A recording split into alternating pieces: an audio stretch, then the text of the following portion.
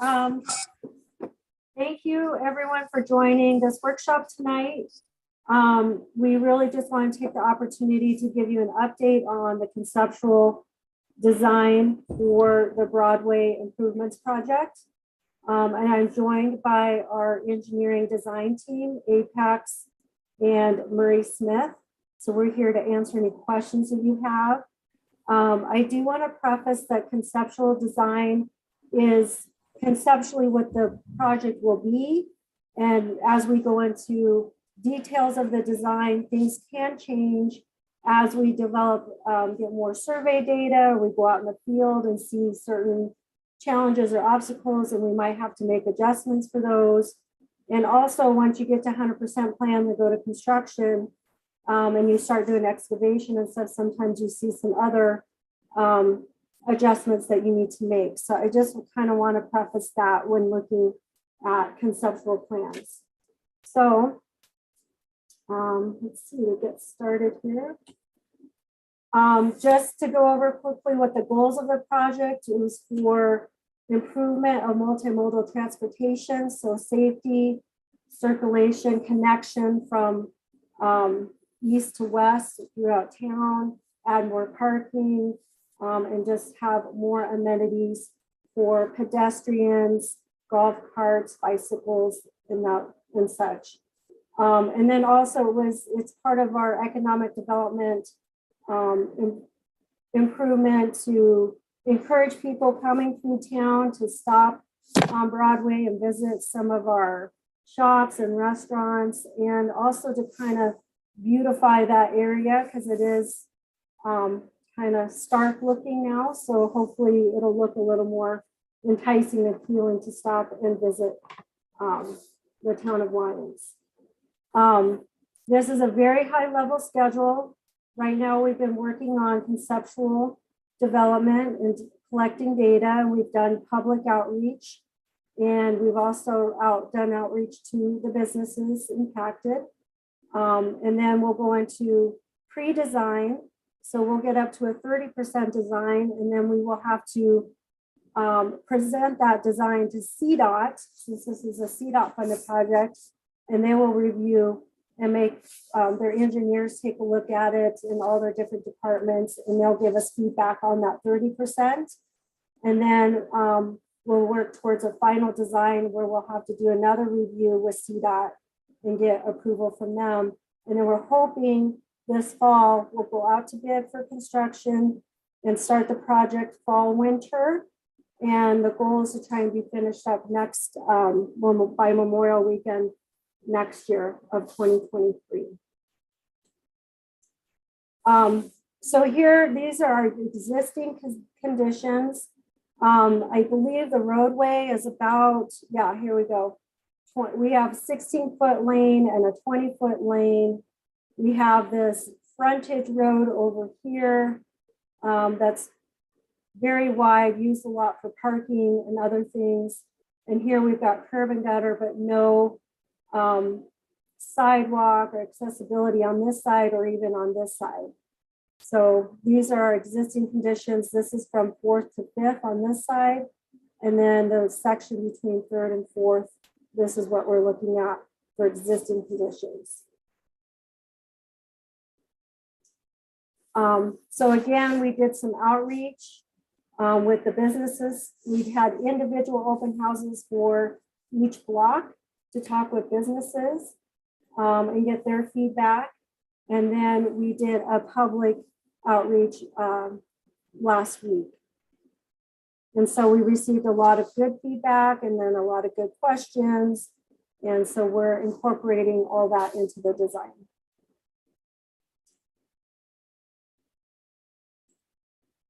Okay, so here's what we are proposing as our conceptual design. So to start over here on the block between 5th and 4th, we will maintain this existing entrance into the frontage road and this existing drive cut here as well. This road will become a one-way road, this frontage road here. We'll add in a sidewalk along here and some type of beautification along this area. The end of this frontage road will be closed to through traffic. It will be only usable by emergency vehicles only. So we'll put like 2 bollards in a chain here, and that's per discussions with the fire department. So they still want to have access in here in case of an emergency, but otherwise everyone else will have to use this direction to come in and out of here. We'll be adding, I believe, a total between, I think there's 19 spaces here. And Rachel, how many in this block? Was it 37? I think so. Yeah, 35 or 37. Yeah, so we're somewhere around 50 plus parking spaces between these 2 blocks that we'll be adding as parallel parking. Also on this side, we'll have a 10-foot wide trail. We know because of the grade change here, we're going to have a retaining wall so that we can have this trail and bring it, maintain grade and safety here. And then moving on to this block between 3rd and 4th, we'll be adding a drive entrance here. And again, closing this to all vehicle traffic other than emergency access. And then this road will become one way going this direction. And then this will be maintained as it is now. And again, we're connecting this sidewalk here. And then on this side, we'll have the 10-foot wide multi-use path on this side. And then we'll do some type of landscaping that hasn't been completely detailed out, but we'll try and do something that's very low maintenance type landscaping in this area here. Are there any questions? I guess it might be a good time to ask questions on this part of the conceptual, and then I'll move on to the rest of the multi-use path. Any questions for Tracy? I have a question, Mayor. Thank you, Tracy. So, in looking at this, I'm looking at the crosswalks across Broadway and across Fifth, and it occurs to me that if we make Broadway more enticing for pedestrians, more pedestrians will be crossing at those intersections, and they're dangerous right now. They're pretty scary to cross. So I wonder if we've talked to CDOT about any enhanced safety measures there. Are you talking here along? Yeah. Yeah. There, and then below it, that crosswalk on 5th Street to Laverne Johnson Park.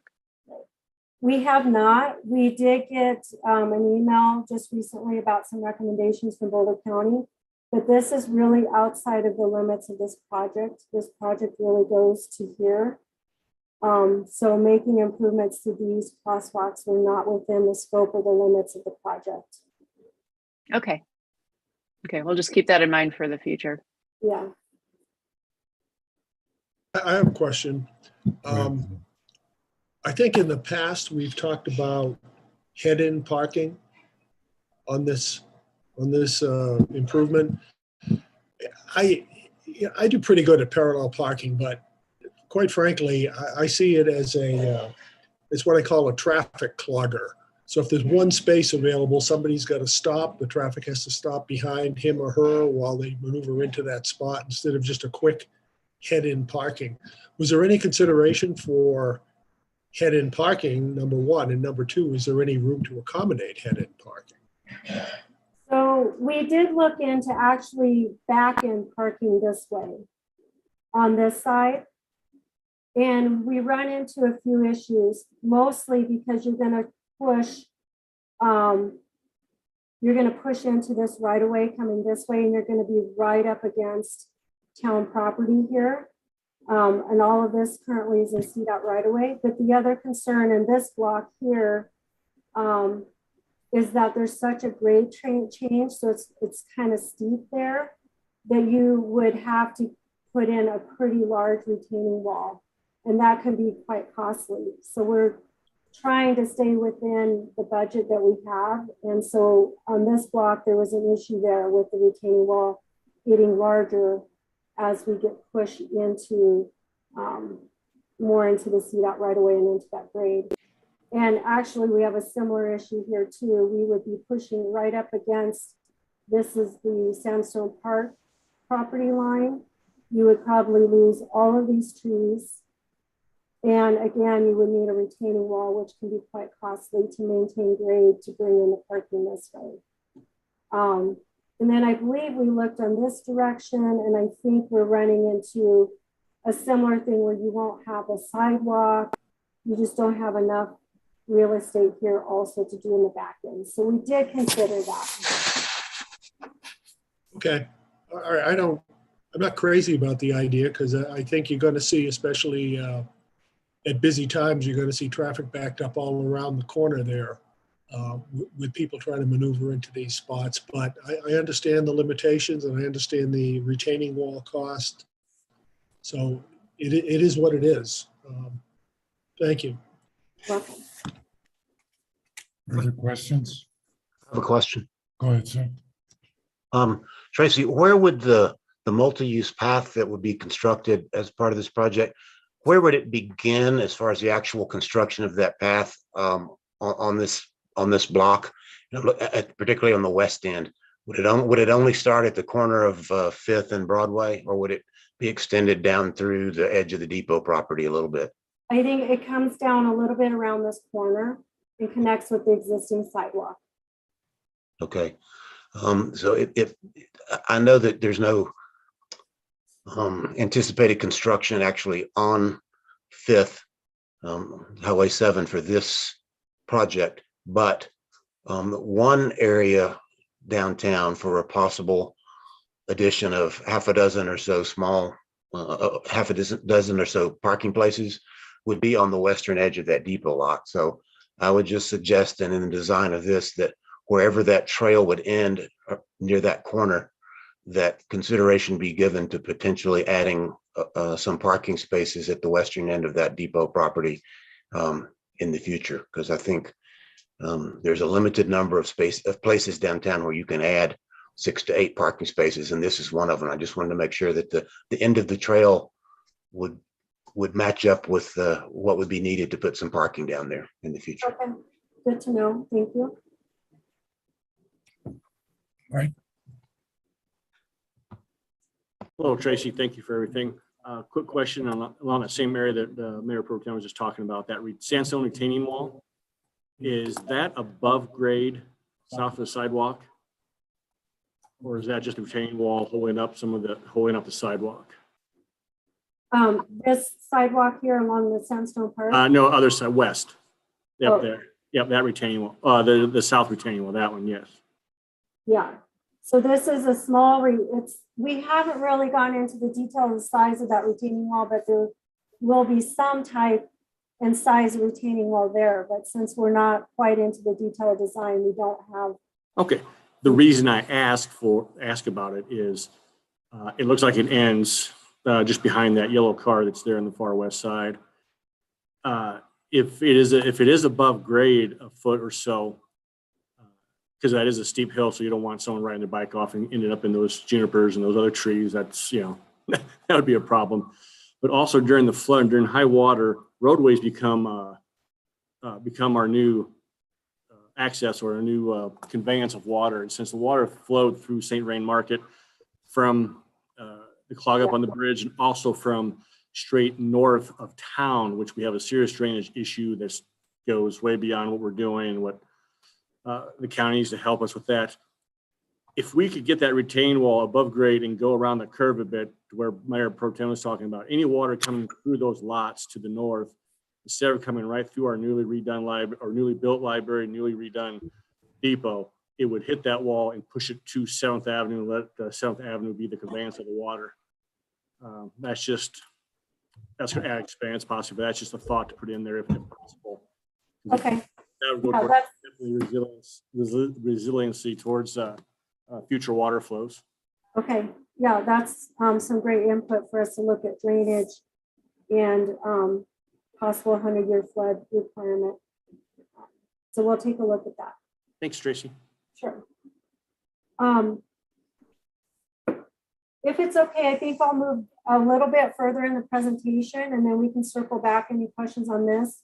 because we have another concept for connecting this 10-foot wide trail that we would also like to make sure that you guys have some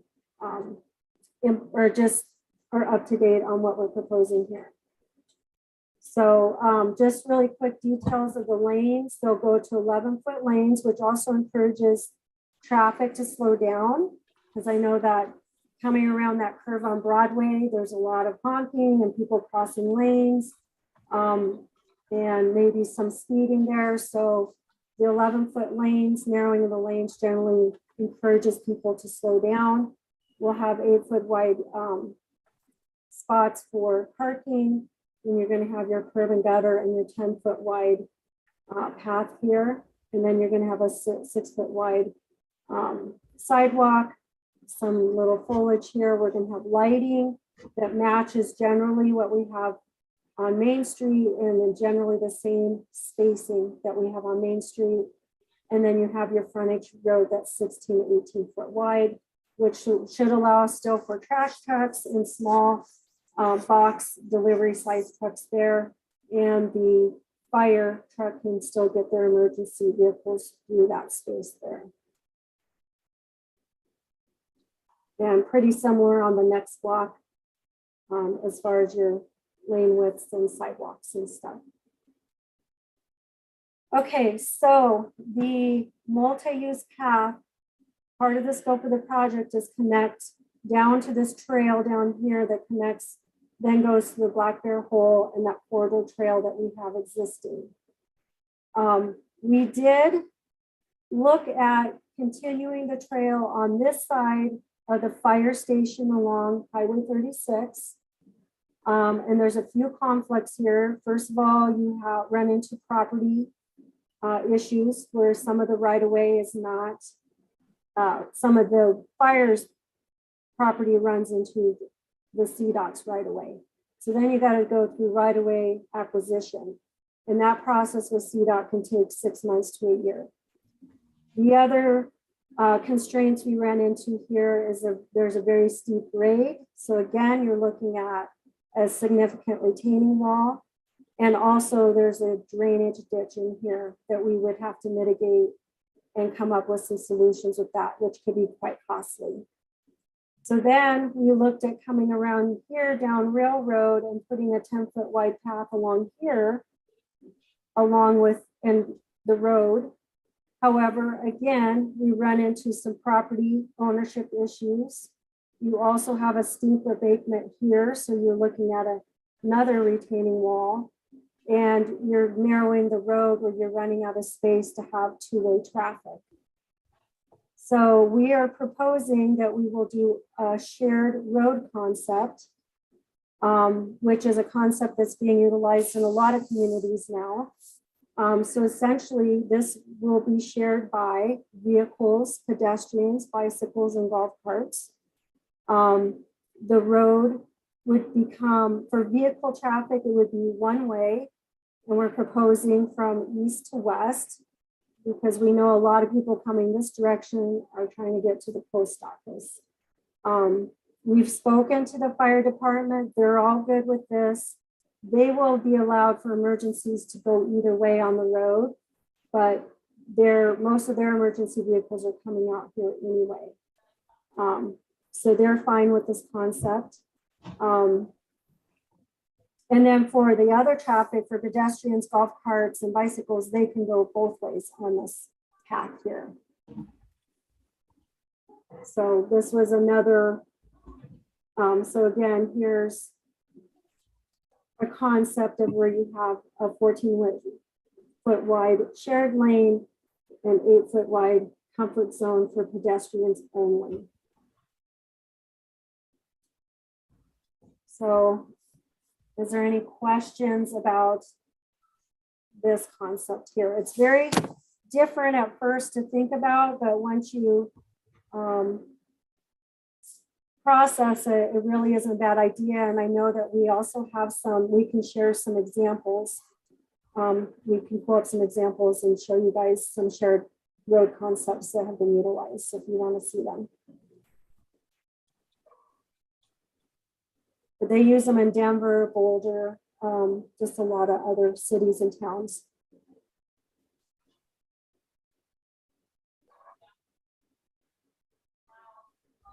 So, Tracy, so cars will be going east to west, but golf carts and cyclists and pedestrians can go either way. That honestly, that sounds dangerous to me. And I wonder if there's any safety data that we can dig up about similar situations here.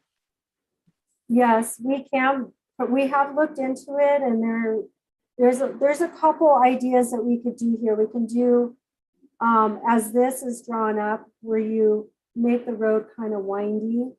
It slows traffic down. It would only be 10 miles an hour. And then these green areas are safety or comfort zones for pedestrians to be in. We can also look at maybe doing a 2-lane pedestrian only on one side and having the vehicle on the other. I don't know if that encourages vehicles to go faster. So there's other ideas we can look at. And I think maybe Josh, who's with Apex, he might be able to give a little more feedback on safety and how these are being used in other communities.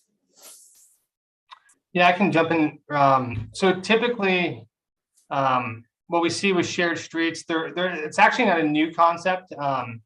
If you've ever heard of a Wiener street, it's kind of came from European streets when they didn't have a lot of room for all types of vehicles on their streets, and they used it for kind of their outdoor space and moving from one place to the next when they had really narrow streets. But they used kind of these horizontal and vertical traffic calming measures. So when Tracy was talking about kind of the street shifting, that's called a chicane. It's a horizontal traffic calming. And then typically at the beginning of the streets, we'll do a speed cushion or something to really kind of slow people down, and then provide some sort of signage saying shared street or a slow street. But they're typically all at the same grade. And really kind of trying to limit the speeds to 15 miles or 10 miles an hour below. And then historically, there's very little issues with safety. It does seem a little counterintuitive initially, but when you have cars going around 10 miles an hour and there's pretty good sight lines of people moving, and if there are a lot of people using the street, typically people know that there are people using the street and go slower. I do think initially it's a newer concept in North America and even in the West. So it is a little disconcerting, I think, when you first think about it. But if you look at the safety data that comes along with these streets, it's very, very good data. So it shows that there's very few crashes, if any, really on these types of streets. So, and I think we can design them with some vertical elements and traffic calming that does keep traffic moving slow. So, and then there is places for cars to kind of pull over if people are moving in different directions, and also those comfort zones. If cars do come, pedestrians and bicycles and even golf carts can pull off in those locations and kind of yield. So I think in general they are safe streets, but like Tracy said, the other option would be to look at a 2-way multi-use path that kind of utilizes the existing asphalt street, and we could kind of look at that on the north side of the street, but we would have to widen in a few places because there are some pinch points. Currently, we're dealing with about 22 feet of roadway width from edge of road to edge of road. So I think it's a good question to ask about the safety, because that is something, and that's one of the reasons we want to keep them very slow moving. And I can. Tracy, am I able to share my screen really quick just to show a few examples of Denver examples? And I know Denver is not the greatest context, but they have traditionally been implemented in cities, in bigger cities that do not have as much, that are just a little bit different. Can you guys see my screen? Yeah. Yes. So this is along a park, or actually a drainage way. It's 39th Avenue in Denver. And this is the entrance here. You can see stop sign, vehicles use this. Typically they'll ramp up to a scenario where you have everyone sharing the same vehicles, bicycles, pedestrians all use this, typically aligned with these ADA tactile warning strips. So as people are walking in the comfort zones, whether it's here or here, when they cross those tactile warning strips, they know they're entering a place where there are potentially vehicles entering. So that's one street, and this is a little more contextually, I think, sound. Sometimes they use different color pavement markings for people with sight disabilities, but there's opportunities to do little places to sit along the way. So really making it feel more like a pedestrian space than an actual vehicle space. So I think that's the biggest thing to think about too, is this is going to be for people walking, biking, and hopefully having vehicles maybe choose a different route, but still allowing them to go there, but knowing that there are going to be people there. The other option here, this is Cherry Creek. I know this is a very different context of what we're speaking about, but again, you can see similar materials for where people drive and people walk. You can use planters or other types of vertical elements to delineate the space a little bit, but again, making sure it's ADA accessible and letting people know that you are crossing into a space where you might encounter vehicles. Again, use both of these spaces quite a bit. And there are people walking and biking in here. And when people are driving there, they do realize that they're gonna encounter those types of users. So those are just a couple local examples. If you want me to do a little more digging, I can show you a few more that are a little more contextually sound. So I'll stop there and answer more questions, because I know it is a new concept. Any other questions at this point? Just a comment. I'd echo something that Trustee Rogan said. In particular, I've focused on golf carts. I'd like to think, we'd all like to think that the drivers of golf carts around Lyons obey the existing ordinance. And many times they do not. They're unlicensed drivers, teenagers driving golf carts all over town. And they don't obey the traffic laws. They don't always obey stop signs. And I think if you're going to do something like this, you should give serious consideration to banning golf carts on that block, because having a golf cart driven by kids going the opposite way of vehicular traffic, to me, seems like a disaster waiting to happen. So I think pedestrians can deal with it. I think bicycles can deal with it, but kids on golf carts, unless we all of a sudden decide to start increasing our police enforcement of that ordinance, I think we need to recognize it. It's a serious problem. I think it's a significant possible danger. Understood.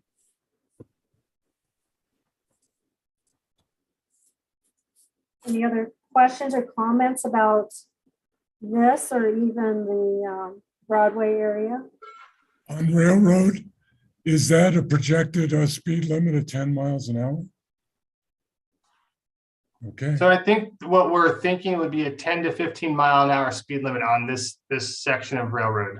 okay.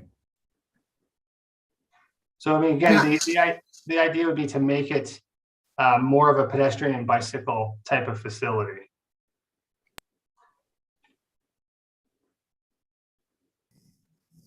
Okay.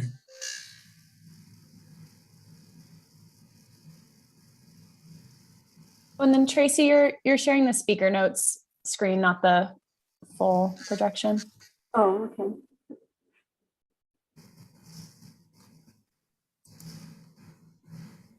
Administrator Simonson. Thank you. I just want to share with the board, when I originally heard this concept, I was a little leery myself. And the more I thought about it, I realized that there's so many times I do see parents with a stroller on Railroad because we don't have a sidewalk for them, especially before and after concerts and things like that that are in the park. And the more I thought about it, the idea has really grown on me that we would be eliminating half of the potential impacts because direct, cars would only be going one way. It really makes Railroad be primarily for peds, bicyclists, and what we were thinking was golf carts. Cars that are on that should be kind of the anomaly, going one direction and going really slow. The other thing I think it can do is help with the issue that we have at that intersection of Second and Railroad. Cars would only be going one way from there instead of two, which we all know if you've come to a car trying to turn right off of that hexapus is what I call it. It is so tight there. I actually have to park, pull way back to be able to even let a car turn right from the highway. So I think if you have a little time to let this concept grow on you, it might actually, you'll see that there's actually probably safer than what we have now with cars going two directions. So it is interesting though, because I'd always thought that it would be either along the highway or on that north side, but that does add a lot of costs, and we'll still have not enough room for two cars to barely get by each other if we leave it a two-way street. Just my comments. It takes a little while to grow on you. Any further comments?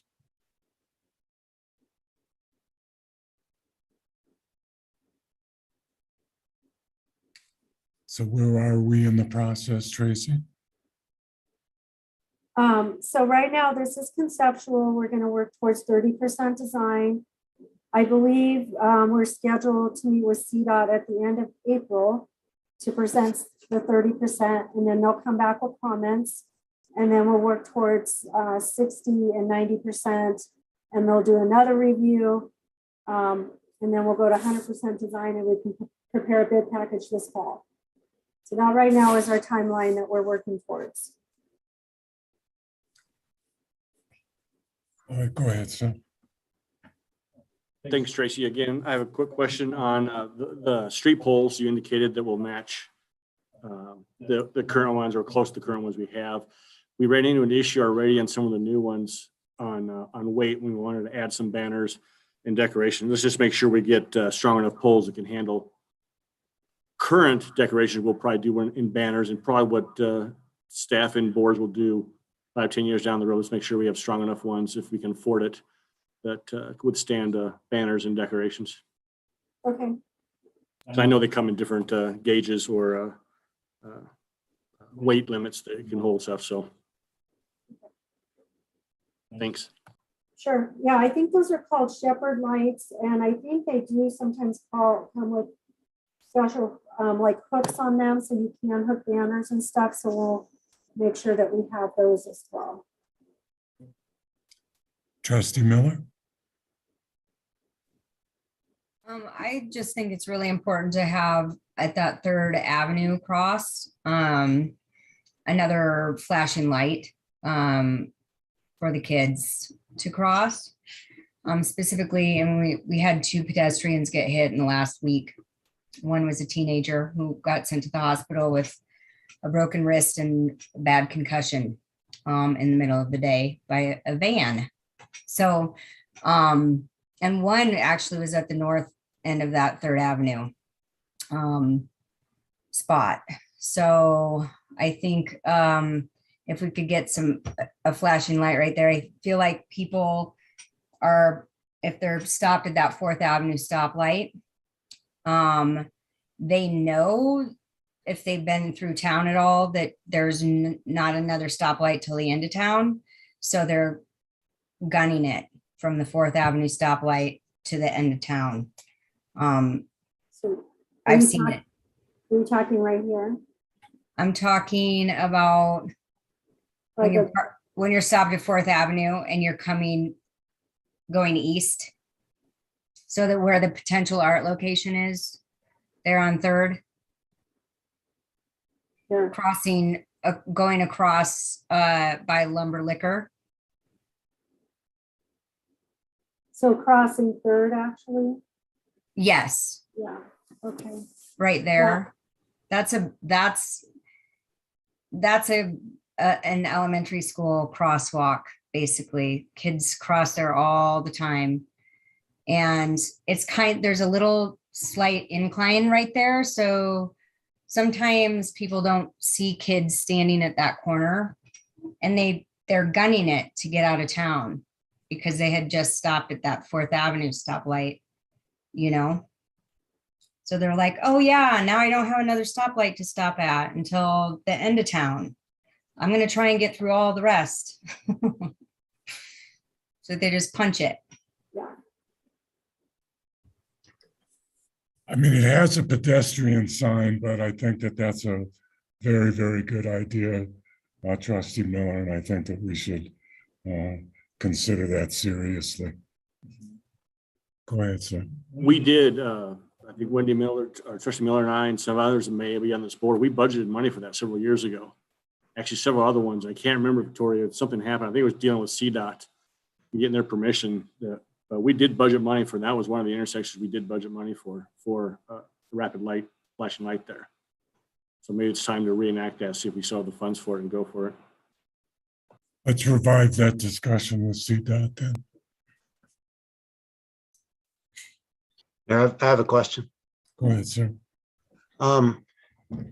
After the main hearing that we had on the hotel, the hotel came back to us with an idea that instead of just having parallel parking off that service road that would be behind their property on the north side of Broadway, that they might be able to basically turn those parking places facing north-south and have pull-in parking. Has it been looked at as to whether there's enough room to do that? I believe they did. We did speak with them. It sounds like they may do some pull-in parking here.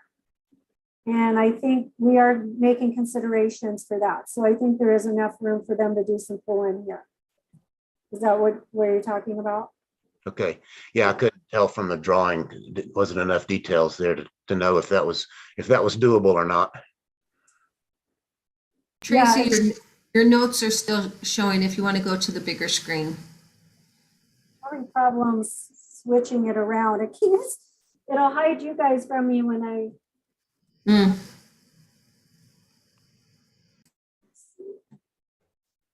I think Director Strom has information about that, Mayor. Go ahead, Philip. Yeah, we did meet with the hotel on that and trying to put additional parallel spots on the inside, but we did run into one. It was too narrow. The vehicles would probably also be encroaching on CDOT right of way. And then additionally, the door swings were an issue with having the sidewalk there as well. So we did work with the hotel and we sat down with them, but that wasn't really feasible for a number of reasons that I just suggested. And also this, adding this drive in the middle, they're happy with that because for their pull-in parking, initially the concerns were, if someone was they have pull-in parking, 25, 23 spots or 20 spots along that southern end. And just being able to pull in and potentially not being able to turn around if there's no spaces left. So having that drive is located right in the middle of their proposed hotel. So you should have a line of sight to the spaces that are open and can, scan it. If there's not spaces for you, you can take a right and go down the one way. So, and yeah, that was the option we've looked at with them. They're happy with that. And we did entertain their idea to get more spaces. It just wasn't feasible. Okay, thank you. Further questions? Thank you for a wonderful presentation, Tracy. We have a great team working on this, so you'll have to thank them for their hard work on this, but appreciate your guys' time tonight and your feedback and stuff. So we'll Way keep to go, moving forward. team. All right. Thanks. Thank you. We'll see each other in 5 minutes. Sound good? Thank you. Thanks.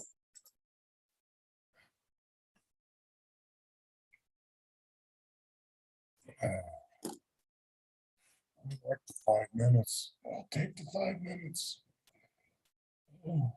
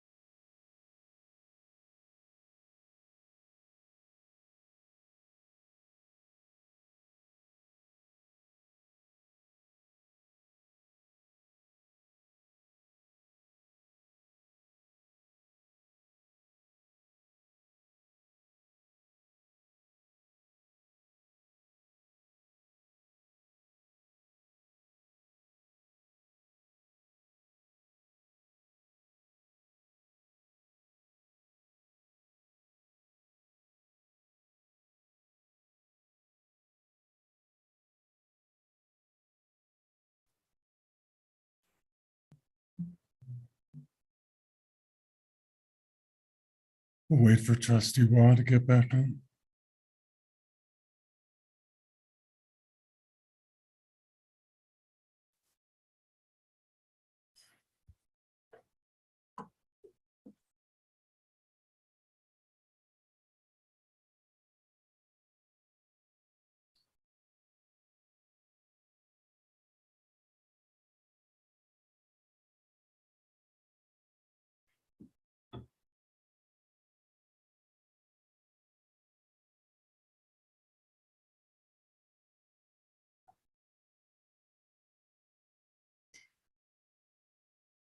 There's Trustee Waugh now. I'll call the Monday, April 4th, 2022 Lions Board of Trustees regular meeting to order. Could we please have the roll call, Madam Clerk? Yes, Mayor Angelo, Present. Mayor Pro Tem Browning, Present. Trustee Miller, Present. Logan, thank you. Present. Trustee Waugh, Present. Trustee Caravas, Present. and Trustee Lowe. Present. Please all rise to recite the Pledge of Allegiance. Pledge allegiance to the United States of America, to the republic for which it stands, one nation, under God, indivisible, with liberty and justice for all.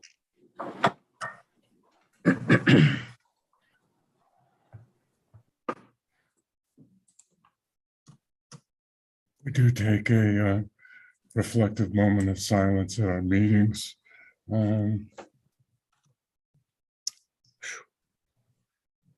Let's keep in mind the now million victims of COVID and their families, the incredibly brave people of Ukraine, the victims of the Marshall Fire, and any other catastrophes.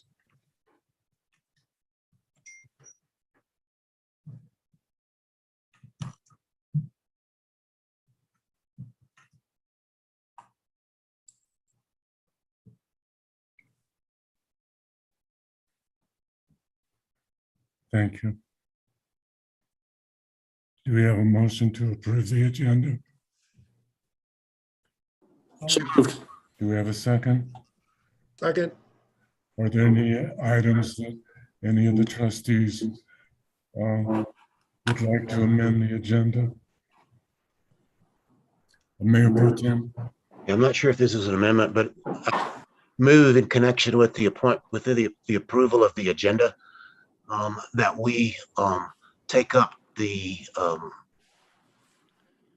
dedicating of the 4th Avenue Bridge and the 4th Avenue path once rather than twice. It appears on the agenda twice, once under proclamations and once under general business for board resolution.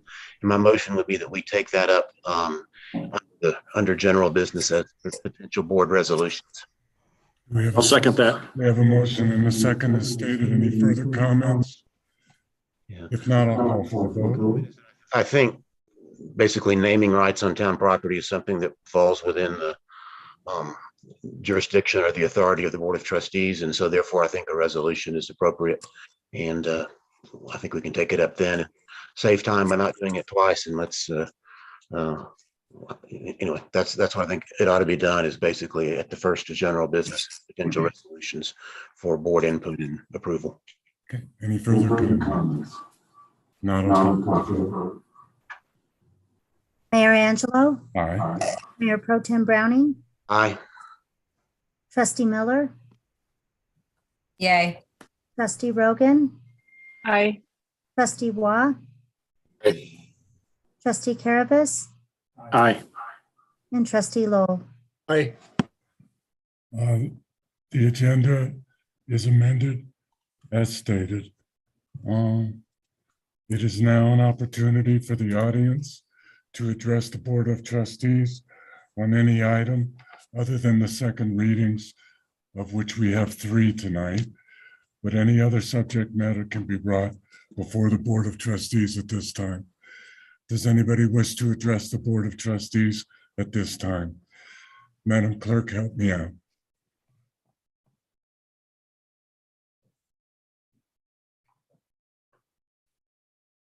Sir, I know we'd received a couple of emails from people wishing to speak, but I'm not seeing anyone with their hand raised at this time. Would you like to read those emails into the record, please? It was more a request if they could be added to the agenda to make a comment. If the meeting was going to be virtual, I had, and then they were forwarded the link, but to address a different property that's not on the agenda. So I guess I don't see anyone on here on that list. Okay, Okay. then we'll move on. Oh, I'm sorry, sir.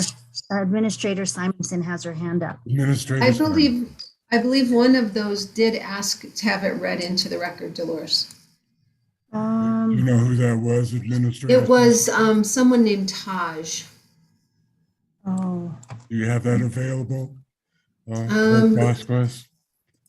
here it, I sure do. I'm sorry. Yes, That's okay. Could you please read it into the record? yes. And I do not know how to pronounce his last name. I'll spell it out for you. His name is Taj, Schimek. And it says, to whom this may concern. This statement pertains to the McCain property, creating a heavy equipment thoroughfare through the safe routes to school path. I am unable to attend the town meeting. Please, can you read this public comment on my behalf and submit it for the meeting record? I am a loyal member of Lions community who is passionate about preventative health care, which includes focusing on safety for our community and children. I am extremely concerned about the town of Lions infrastructure and its inability to keep up with the growth of the town and neighboring communities. I believe in preventative measures in all aspects of life, mostly preventable injuries to our children. If we continue to grow this community and support the local schools, it is imperative to have better routes for the children to safely walk and/or ride their bikes. The limited sidewalks and heavy equipment trucks lead to more blind spots, thus children more vulnerable to front-over crashes. Please consider this when making decisions that may impair the safety of our community. Best regards, Taj. Thank you, Madam Clerk. And let's look through and see if there's anybody else that wishes to address the board.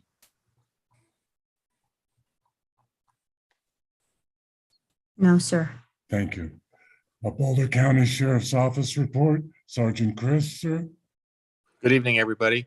My report tonight is going to be very short. Weekend prom events occurred this past weekend with no complaints. Everything went well, which was really good. I know they had their after prom party at Oscar Blues. All went well. We're still working a couple small minor cases with graffiti, so I can't really comment too much on that, but we are still working those. We have 2 new deputies that are approaching their final month of training. So our staffing numbers should improve a little bit. And other than that, everything else in town is status quo. Are there any questions for Sergeant Chris at this time? Seeing none, please stay safe, sir. Thank you. Have a good night. You too. Trustee reports, I'll go across the top. Mayor Pro Tem Browning. Nothing to report really separately from something we'll discuss later. Trustee Caravas was traveling in Nebraska when the UEB had a meeting last week. So I sat in on that, but the comments that the UEB had it was mostly focused on the Planet Bluegrass utility situation, and we'll be discussing that later. So I'll just hold any report until that time to reflect what the UEB had to say. All right, Trustee Miller. I have nothing to report. The Housing and Human Services is meeting next Monday, 3:30. Thank you. Trustee Rogan. I have nothing to report as well, except to say that I'm going to participate in doing Democracy Day on Thursday at the Longmont Museum for the kids, the school kids. Looking forward to that. Anybody else wants to join me? 9:30 in the morning. Here you go. Thank you. Trustee Lowell. Thanks, Mayor. First of all, big thank you to Attorney Dittman. You're as good as your word. I see on the consent agenda tonight, we have a resolution of the Bell property deed. So thank you on that. You're welcome. I don't have much to report, but I do have sort of an observation and a point I'd like to make. I took my dog out for a walk last week after dinner, and I think I achieved the grand slam in terms of violations of town regulations and ordinances. First thing I did, I observed 2 adults fishing in the ponds, not allowed. Then I was down by the clarifier and a guy came whizzing by on a dirt bike, not allowed. In Bone Park, I was witness to a souped up golf cart traversing all the paths within Bone Park against regulation. And the final one was when I was over by the soccer field. Lo and behold, there was a dog owner and their dog playing a game of Frisbee right in front of the sign that said, "No dogs allowed on the soccer field." That got me to thinking basically about, what good are these regulations and ordinances if we don't enforce them? And I hearken back to the point that Mayor Pro Tem made, I think about 2 months ago when we were talking about the park regulations. You can correct me if I'm wrong, Mark, but I believe that at that point you had suggested that the town, for once and for all, hire a community services officer who would have the ability to give out citations for these violations and to educate the public on them. I think it's a good idea. I think it's obvious that within the ranks of town employees, we have one outstanding employee who would probably be a very, very good full-time community officer, 40 hours with benefits. We wouldn't have to look too far. And I think we go a long ways, not only to soothing my angst and anger, as well as many other people in the community, but also making these places safer and educating the public on what is and what isn't allowed. So I know we probably don't have time to do this in the 2 weeks that are remaining in our term, but I hope Mayor-elect Rogan and the new board and Town Administrator Simonson and the staff will seriously consider hiring a full-time community service officer so that we can take care of some of these problems. And that's my story. Thanks. Before I recognize Trustee Wah and Trustee Caravas, could you comment on that, Administrator Simonson? Yeah, we have an offer out to someone right now, and he appears to be a really good candidate. It's not someone who's already on staff, but someone that is both has an education background and a decided not to be a police officer person. And so I had to fine tune the job description a little bit, and I have resent that to him for his consideration. And it appears, I think it sounds like he'll be taking it. And he can start, if he does, his current commitment with the school district is done on April 8th. So hopefully he could start mid-month. Thank you, Administrator Simonson. Trustee Wah.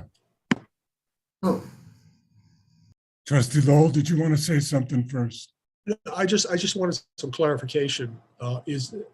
Victoria, is that going to be termed a community service officer like the ones we tried to hire a few years ago, or is it a new title? Go ahead, ma'am. It was suggested that it be changed to a code compliance officer by one of your peers. So that's what it's currently listed as. Trustee Wah.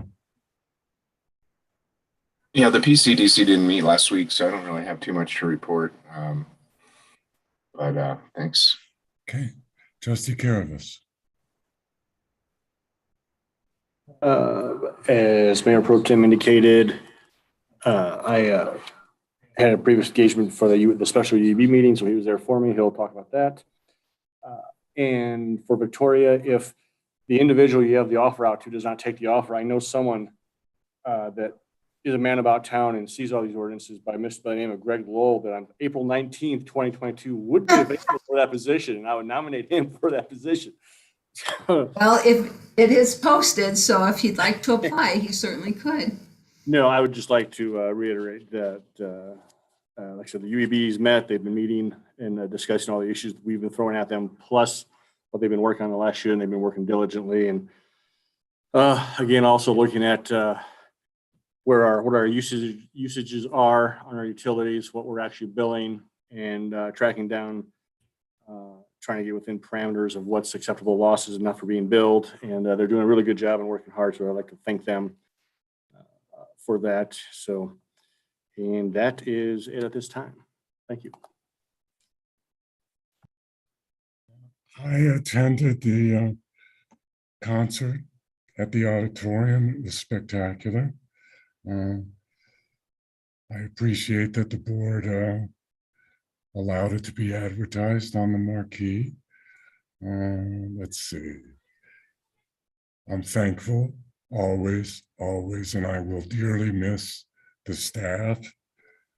And I never got an opportunity to state my personal, although there are hundreds of occasions of Black Lives Matter in my life, I would just like to reiterate how much I've enjoyed listening to Ella Fitzgerald, whether it was her singing with Joe Paz, who was a guitarist, just her and him, or Bill Evans, a piano, just her and him. And then I was shocked riding home one evening to listen to her 40th birthday concert that took place in Berlin.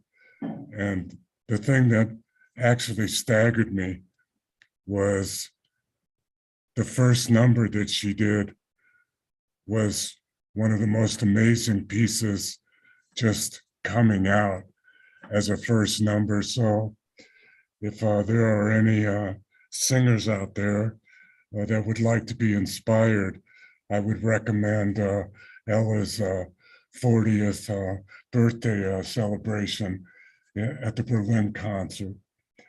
That's all I have for my report. There were no meetings. Oh, there was one, and that was the Sustainable Futures Commission. And it was fascinating that, we talked about what we normally talk about, the programs that they've been involved in over the years, the river cleanup, the collection of items, and we discussed other things, advertising, what Mean offers in regard to rebates. And then a subject came up that I don't recollect this Board of Trustees ever giving any direction about, and that was an alternative to Mean. And I just think that that needs to be reconciled with the new Board of Trustees. They are going to have an open house and invite all members of the new Board of Trustees. So obviously it will have to be noticed, but that might be a great opportunity for the new board to both hear their position on that issue and maybe give some kind of direction. Because like I said, I don't recollect ever that coming up for discussion by the Board of Trustees as an official position of the town. I'll read. Mr. Mayor, Yes. based on that, that is under the purview of the Utilities Engineering Board, if I recall correctly, of previous meetings of my tenure on the board since 2016, that the UEB has looked at that and due to the contract costs. So if the SFC is doing something without our guidance, they might want to get the guidance from the future board, and the future board may want to make sure the chairman of the UEB and our director of utilities is heavily involved. I was under the impression that the UEB had made a determination in that regard. That's what I thought, sir. Thank you. I'll read the Arbor Day proclamation. Whereas in 1892, J. Sterling Morton proposed to the Nebraska Board of Agriculture that a special day be set aside for the planting of trees, and whereas Arbor Day is now observed throughout the nation and the world, and whereas trees can reduce the erosion of our precious topsoil by wind and water, cut heating and cooling costs, moderate the temperature, clean the air, produce oxygen, and provide habitat for wildlife, and whereas trees are a renewable resource, giving us paper, wood for our homes, fuel for our fires, and countless other wood products, and whereas trees in our town increase property values, enhance the economic vitality of business areas, beautify our community, and whereas trees, wherever they are planted, are a source of joy and spiritual renewal, whereas the town of Lyons, Colorado has been recognized as a Tree City USA by the National Arbor Day Foundation and desires to continue its tree planting ways. Now, therefore, I, Nicholas Angelo, Mayor of the town of Lyons, Colorado, do proclaim April 29th, 2022 as Arbor Day in the town of Lyons. The Board of Trustees, town staff, and I urge all citizens to support our town's urban forestry program and to support efforts to protect our trees and woodlands. And further, I urge all citizens to plant trees to gladden the hearts and promote the well-being of present and future generations. Thank you. Staff reports. Flood recovery update.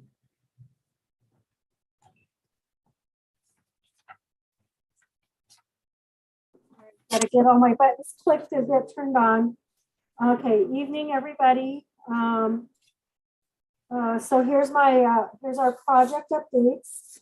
For the pedestrian bridge, they've been making quite a bit of progress on pedestrian ramps and sidewalks. So they're progressing through that. We started doing some stream bank work to get prepared for the bridge abutments. The drilling was scheduled for this week, but we've run into a little bit of conflict with the existing retaining wall on the south bank. So we're having a meeting with the engineering team on Wednesday, and hopefully we'll get a resolution before the end of the week and get the drilling started to get the caissons and the abutments started for the bridge. And I have asked the contractor for an updated schedule because I believe that we're probably slipped schedule a bit. So I'm waiting for an updated schedule of when this project will be complete. The LOMAR, the need for a LOMAR, a letter of map revision for the floodplain mapping. We still need to schedule a meeting with CWCB, but we did identify a potential source for some funding for this that we'll be pursuing, but we still need to define the scope of work and how much money that we need. So I will be getting with the town engineer on getting this scheduled. Other projects that we have going on, the Broadway project, you guys just got a good update on that in our workshop. So that is progressing in design. And then the Black Bear Hole, we also had a bit of a delay with a few items with this project, but we're underway. We've started, the contractor started making improvements to the stream banks over at Black Bear Hole. It's mostly the areas upstream from the Pet Bridge. It was just, there's a lot of erosion going on there. So we're going to be building up some rock wall, and then we'll move into some irrigation and landscaping and improvements to that parking lot. And then they'll move over to the 2nd Avenue trailhead after that. And then a couple other another item we had on here was the Bone Park baseball field drainage issues. We did meet, as I reported last time, with the contractor, the design consultant, the material supplier. We came up with a plan of how to address this drainage issue. And the contractor's been out there working on it over the last week or two. And we will be meeting with him again tomorrow to get an update of where he's at with that. But that's essentially, I think, all the projects. Is there any questions? Questions for Tracy? Thank you. Thank you. Administrators report. Thank you. Good evening. Want to let the public know that the emergency sirens start being tested traditionally from April through October on the first Monday of the month at both 10 a.m. and 7 p.m. The Sheriff's Office has decided to do a silent test in April due to the, as we all recall, the trauma of those sirens for the fire victims. So there won't be an audible test in April, but they will be starting in May. So get used to those happening again. The comprehensive plan has continued. The Clarion Associates and Associates, I couldn't remember that last part, will be hosting an open house on Tuesday, April 12th from 6:30 to 8 at the library. So we are at a really critical point of bringing together all the comments to date and forming those into the first round of suggested goals and objectives. So there is also an online version if people are not able to join. There's also a really neat tool they're using that people can do a thumbs up, thumbs down kind of thing on different ideas that are suggested. So we really want to encourage everyone to get involved either online or in person with the comp plan. We continue to have, we're working on our human resources and staffing needs, really trying to focus on those right now. As I reported at your last meeting, we are kind of at critically low staffing for public works.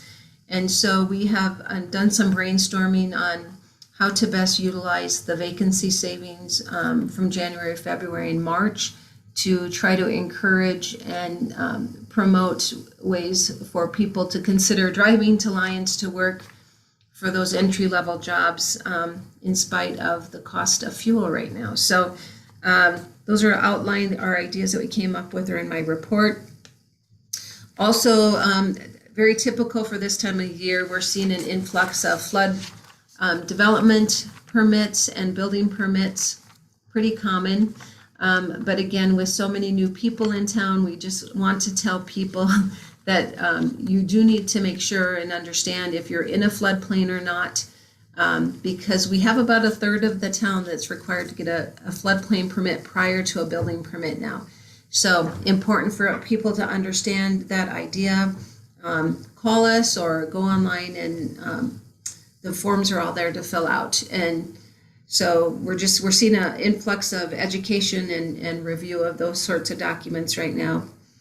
One of the items that staff would like to do, and I've included those in your packet as well, is we have been notified that the congressionally directed spending for the federal year, fiscal year 2023, is now open. And so both our senators and our congressmen are accepting applications from each of their districts. And I included in your packet 4 projects that we would like to submit to the 3 different individuals. So if there is no problem with that, we would like to include a letter of support from our board with our initial application. And so I don't know, Mayor, if you want to take a nod or if you want me to do this by formal resolution at our next meeting.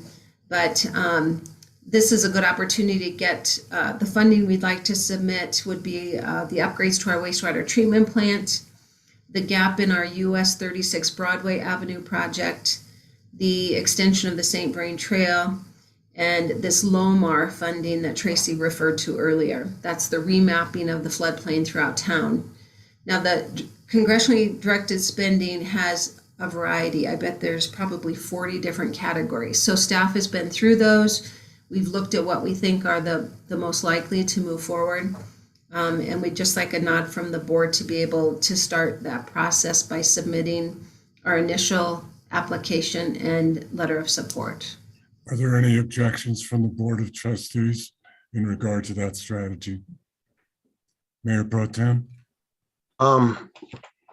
Yeah, just generally, I have concerns about the board doing authorizations on approvals based on an administrator's report rather than a general business item. Three of the things requested here, the Broadway project, the trail extension, and the Lomar, we've discussed a lot, and I think we're all up to speed with those.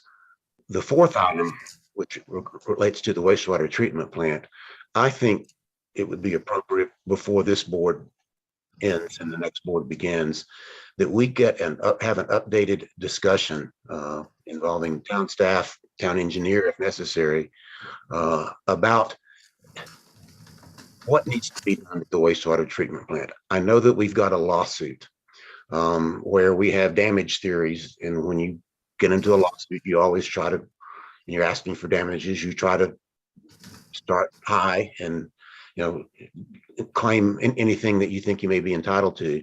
But there's the lawsuit aspect of that, and then there's the practical aspect of it, which is that we got a re-permitting from CDPHE that requires us, as I understand it, to make roughly $300,000. I don't know, it's a guesstimate, I think, on anybody's part, of improvements to the wastewater treatment plant.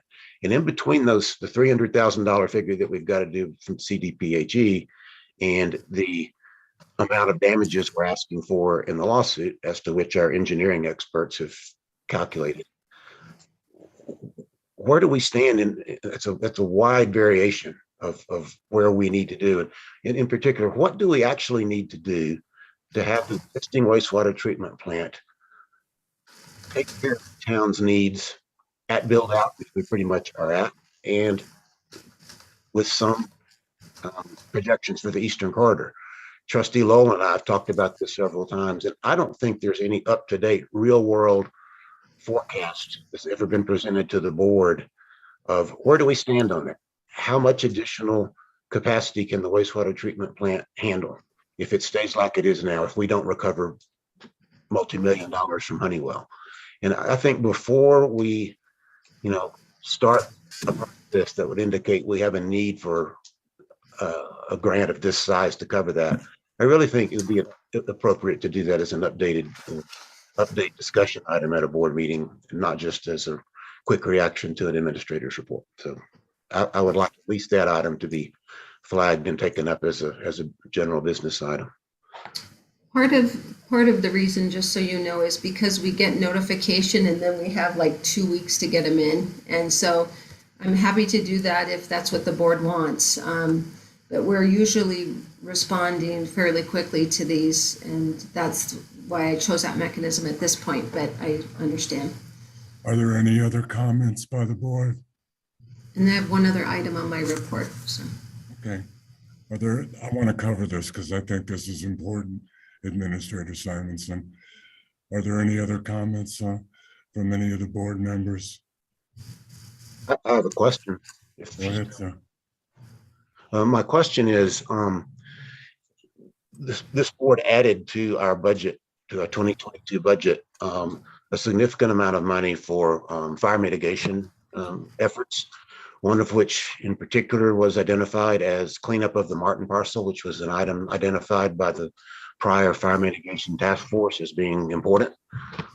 And I'd just like to know where we stand on that, what efforts are being made to get that done before we get to the hottest and driest part of the year. That was my last item, sir. Yeah, can we take the other issue up first? Because I want to get a consensus of the Board of Trustees in regard to the suggestion by Administrator Simonson in regard to applying, if that's the correct term, Administrator, for these grant possibilities. That's what I'd like to get out of the Board of Trustees at this time. how do you feel about that, Trustee Miller? How do I feel about it in Yeah. particular? Yeah. Fine. I'm okay with that. Okay, Trustee Lowell, Yes, I'm good with them. Trustee Wah, Good. Trustee Caravas. Good for some of it. The trail extension, I'm not as good with. The boards mentioned and voted and come to consensus multiple times that it's gonna cost, it costs too much. We don't have the time for it and where it's gonna go and when the rest of the county attaches to it. It could be 5 years, could be 15 years. I would rather see the request from this congressional delegation go for actual fire mitigation above and beyond the little ones we've got going, which is the Martin parcel. Because that would be a more immediate effect on the community than the trail would.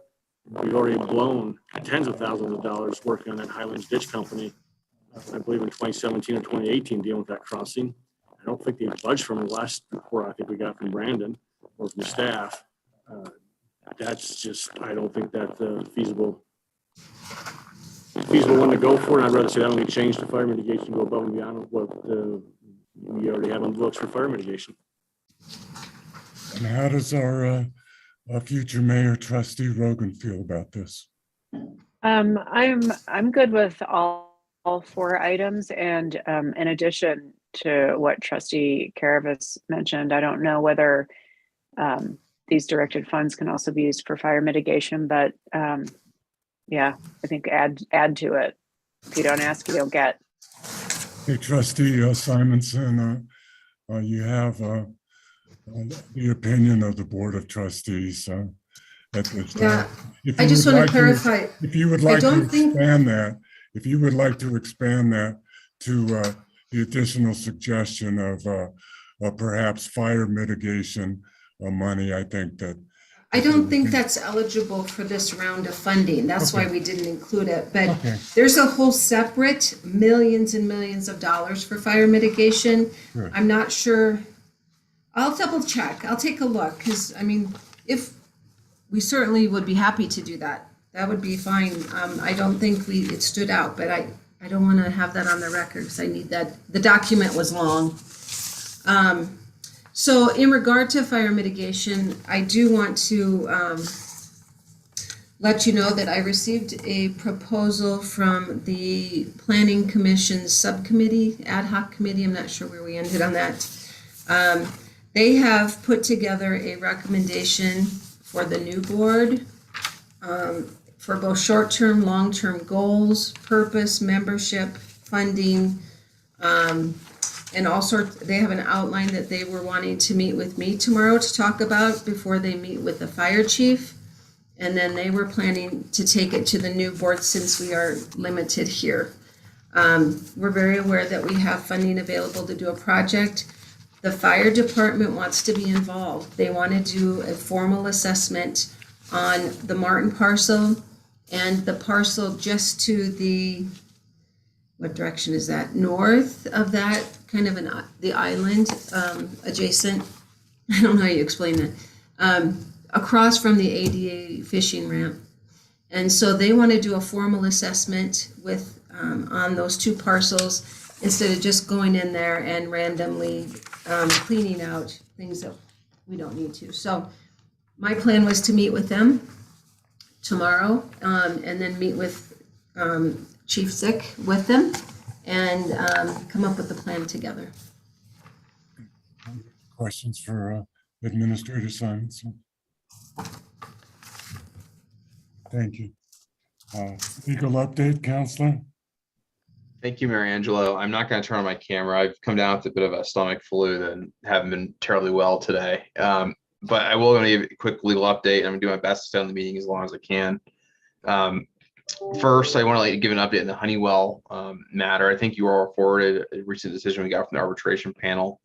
It was a good decision for us. It basically confirmed that the subcontractors to Honeywell are parties to the arbitration against their arguments that they shouldn't be, that was not arbitrable. Since that decision was made, the federal district courts in the two cases that were filed by the subcontractors They've had status conferences, and the judges in those cases, or the magistrate, I should say, in those cases, has basically ordered that the town and Honeywell respectively file motions to dismiss, which will probably be granted based on their discussion, given that the arbitration panel, which has the ultimate authority in this matter, has decided that it is arbitrable. And so, good news for us.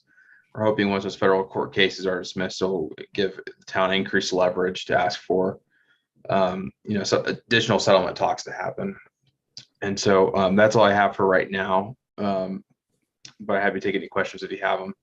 Are there any questions for Counselor? Trustee Lowell? Yes, Attorney Dittman, on the Yoder matter, I noted on the accounts payable, there was a charge to your firm for $1,723 related to the Yoder issue. And there's two questions I want to ask. I know for one of the hearings, you had to hire I think it was called a hearing officer. Is that That's included correct. in that figure? And number two, are any of those costs recoverable from Miss Yoder?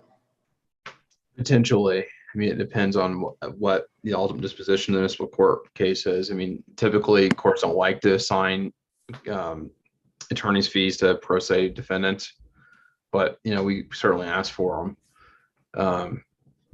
And I'm not sure whether the $1,700 includes the hearing officer, or likely does. That's one of the expenses in this case. But in addition, we had to file an appeal brief to the district court, the municipal court, which takes some time. Okay, thank you. I guess. If you have any specific questions, you can email them to me or the town administrator. I'm happy to answer them. Okay. But without seeing what the bill was, I can't say for sure what all that included.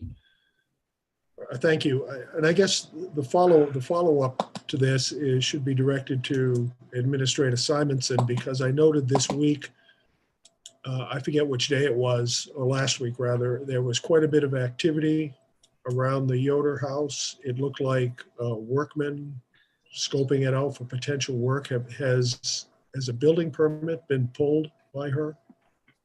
No, so far she's only been issued a floodplain and building permit to finish the siding on the exterior of the house. However, I have been informed as well that both a representative of the bank that holds the mortgage and a contractor crew has been on site several times. So my guess is they are making some decisions, and we'll probably be hearing from them shortly. I did ask Attorney Godek to find out if by chance the property has gone into foreclosure or not. So waiting to hear. Thank We you. have heard from the bank several times, asking whether the town would prefer them to remediate the property, which of course we would. And so any sort of future update on that would be happy to give it, but there hasn't been any recent communication from the bank. Any further questions for Counselor? Mayor Pro Tem? Just a comment on that. That property's been listed in foreclosure in the process for a long, long time. The bank has not proceeded to foreclose on it. They'd have to tell you why. In my experience in representing banks and foreclosures, often the times that the reason they would not go through with the foreclosure is they were concerned about potential environmental liability or other liabilities associated with the property.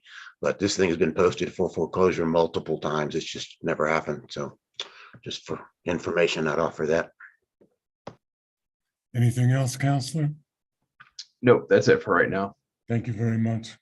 I'll entertain a motion to adjourn the regular meeting and convene the Lions Liquor License Authority. Do we have a second? Second. Call for the vote, Madam Clerk.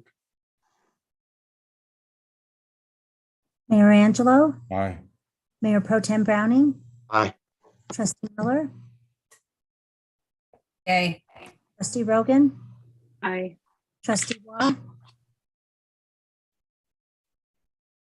Aye. Trustee Caravis, Aye. Trustee Lowell. I I call to order a public hearing of the Lions Liquor Licensing Authority.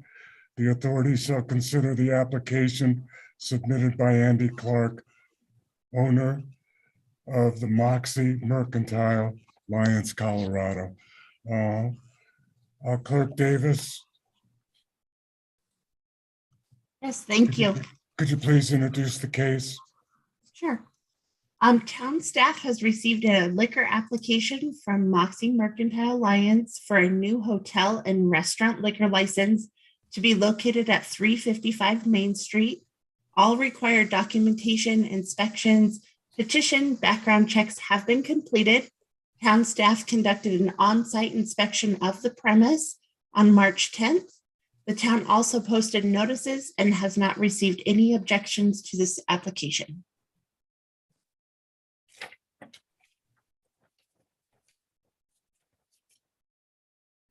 I move that the entire corporate limits of the town of Lyons be considered as the neighborhood for purposes of this liquor license application and the public hearing. The applicant may make a presentation to the authority concerning the requested liquor license application. After the applicant, other interested persons will be provided an opportunity to address the authority. The applicant and any other person who speaks may ask questions of and cross-examine any other person who speaks at this hearing. Testimony should relate to the following factors which are involved in the authority's license decision: reasonable requirements or need of the town for this license and business, desires of the adult inhabitants of the town concerning this license, number, type, and availability of liquor outlets located in or near the town. Does the applicant wish to address the Board of Trustees at this time? Excuse me, the Liquor License Authority. Yes, please, Mayor. Could we please have your name and address for the record, sir? Andy Clark, 140 Walnut Street, Louisville, Colorado. Go ahead, sir. Great. Yes, thank you to the Liquor Licensing Authority, the mayor, the Board of Trustees, and staff for giving us this opportunity tonight. I'll just take a moment to kind of love on Lyons a little bit. I've been going out to see music at Planet Bluegrass since I was 18 in 1994. I'm ashamed to say I snuck into my first concert there. I had to tell Sally Truitt that the other day. She's forgiven me. Hope I can seek forgiveness here tonight. Made up for it with free coffee to Sally Truitt. But a huge fan of Planet Bluegrass and Lyons, and hoping to make it a home to my family as we're seeking to find a house there in the near future. So to the matter at hand, our desire is to obtain this liquor license, and we're kind of a family joint. We sort of modeled our Lion shop in the sort of shadow of our original shop in Louisville, where we do community events and pizza parties and music events, and that's where most of the beer and wine and sometimes cocktails is consumed. We're more so a sort of family breakfast and lunch joint, so not anticipating a particularly rowdy endeavor. More so just we've learned that Lyons gets very thirsty at night, and so when we have music events, we'd like to be able to bring some libations to that. Yeah, so that's and we have a good track record in our Louisville shop for being a responsible, community driven establishment. And since I have the mic, also want to give appreciation to the Stone Cup, where we have enjoyed community and coffee many times over the years, and I feel like they sort of set the tone for what it means to be a community porch, or living room. So that's all I have. Thank you so much. Thank you very much. Is there anybody else in the public that wishes to address the Liquor License Authority at this time? Are there any questions from any of the members of the Liquor License Authority for the applicant? Is or will the applicant be in legal possession of the premises? Has the applicant provided to the town evidence of ownership or a lease agreement? Yes. Does the zoning of the property permit the proposed liquor use? Yes. Does the applicant hold another liquor license or have an interest in any other business which is licensed under the state laws governing liquor licenses? Yes. Did the town's investigation of the applicant disclose any reason why the applicant cannot hold the license he or she is requesting? No. Has a liquor license been denied for the same premises or for a premise within 500 feet of the applicant's premises within the last 2 years based on a finding that the needs of the neighborhood do not support a new liquor business? No. If so, the license, okay, pardon me. Then I'll entertain a motion. Mayor Pro Tem? I move to approve the liquor license for Moxie Mercantile. I specifically find that the establishment meets the reasonable needs of the neighborhood and the desires of the adult residents of the neighborhood. Do we have a second? Second. Any other comments? I'll call for the vote, Madam Clerk. Mayor Angelo, Aye. Mayor Pro Tem Browning, Aye. Trustee Miller, Yay. Trustee Rogan, Aye. Trustee Waugh, Aye. Trustee Caravas, The liquor license has been approved. oh, Trustee Lowell. Yes, yeah. Okay, now it has been approved unanimously for Moxie Mercantile. Congratulations, sir. Thank you guys very much. Thank you. Madam Clerk, could you please speak to the next item on the agenda? Sure. So we received another application for a new hotel and restaurant liquor license from Marigold to be located at 405 Main Street, Unit B. Marigold is a new Italian restaurant that is currently setting up the new space to prepare food. All required documentations, petitions, inspections, background checks have been completed. Town staff conducted an on-site inspection on this premise on March 23rd. The town posted notices and has received no objections to this application. The authority in this case shall consider the application submitted by Theodore Adley, owner of Marigold Lions. Let's see.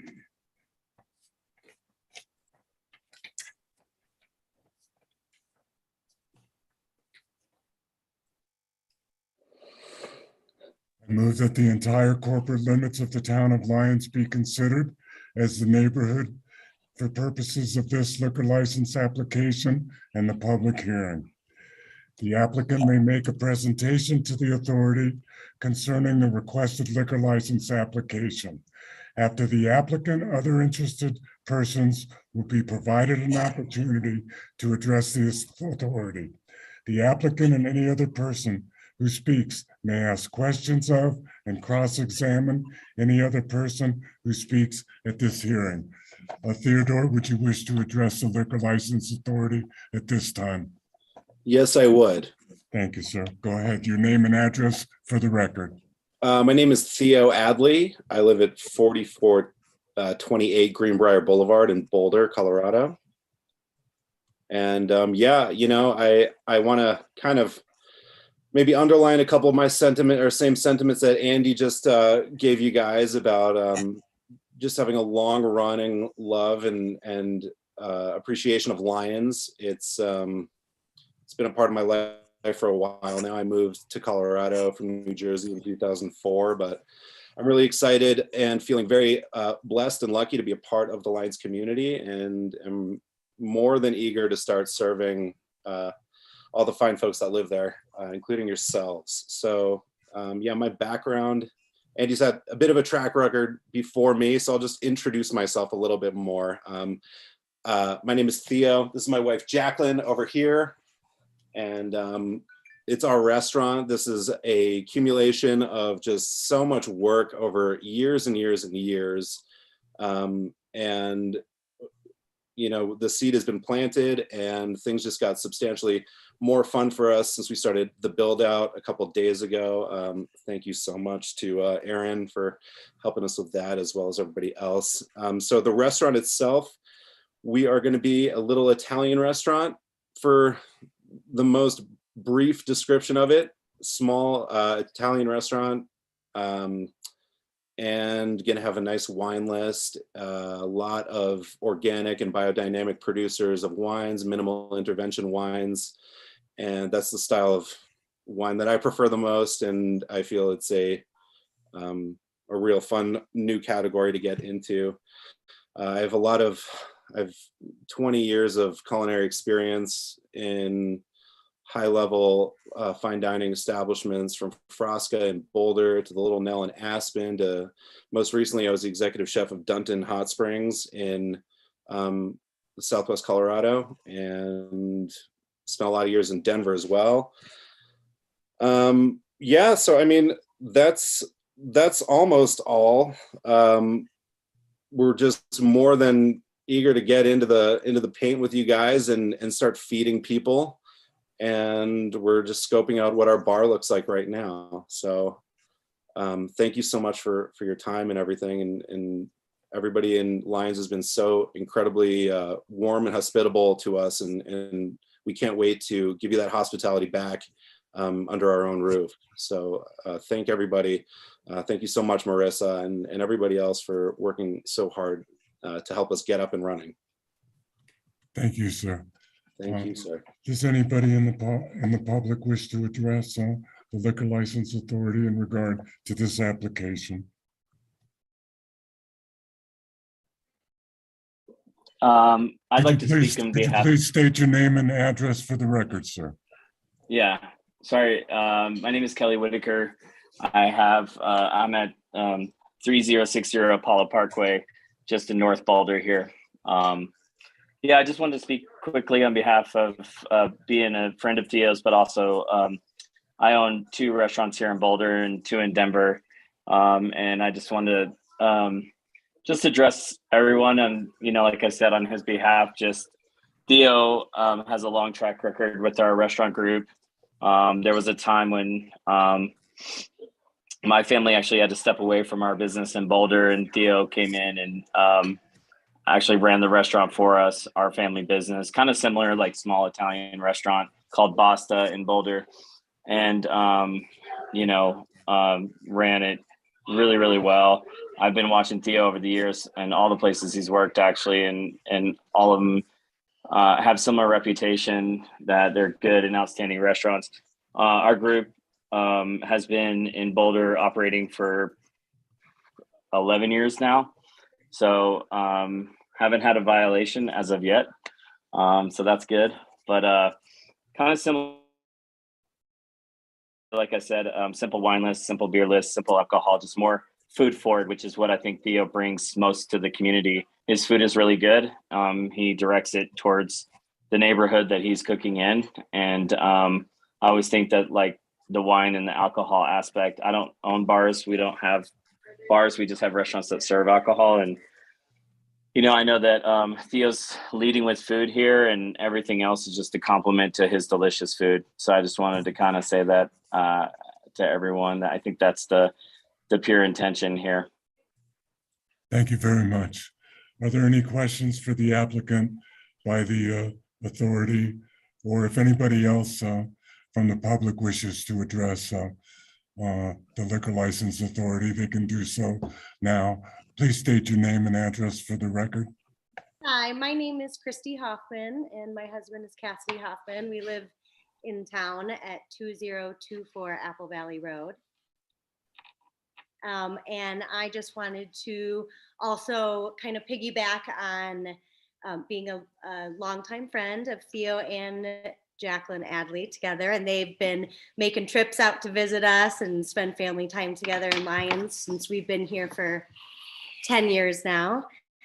And just wanted to, piggyback and say that he's an excellent chef. Everything that he makes is super yummy. And I think it would be wonderful for the town of Lyons to be able to have a glass of wine, have a beer with their celebratory meals when they're getting together with family and friends. And I'm really excited for both Theo and Jacqueline to be a part of the community and bring their great food into our town. Thank you. You're welcome. Sir Andy Clark has his hand raised. Andy Clark, you may go ahead, sir. Thanks. Me again. Do I need to state my address again? No, it's on the record, sir. Okay.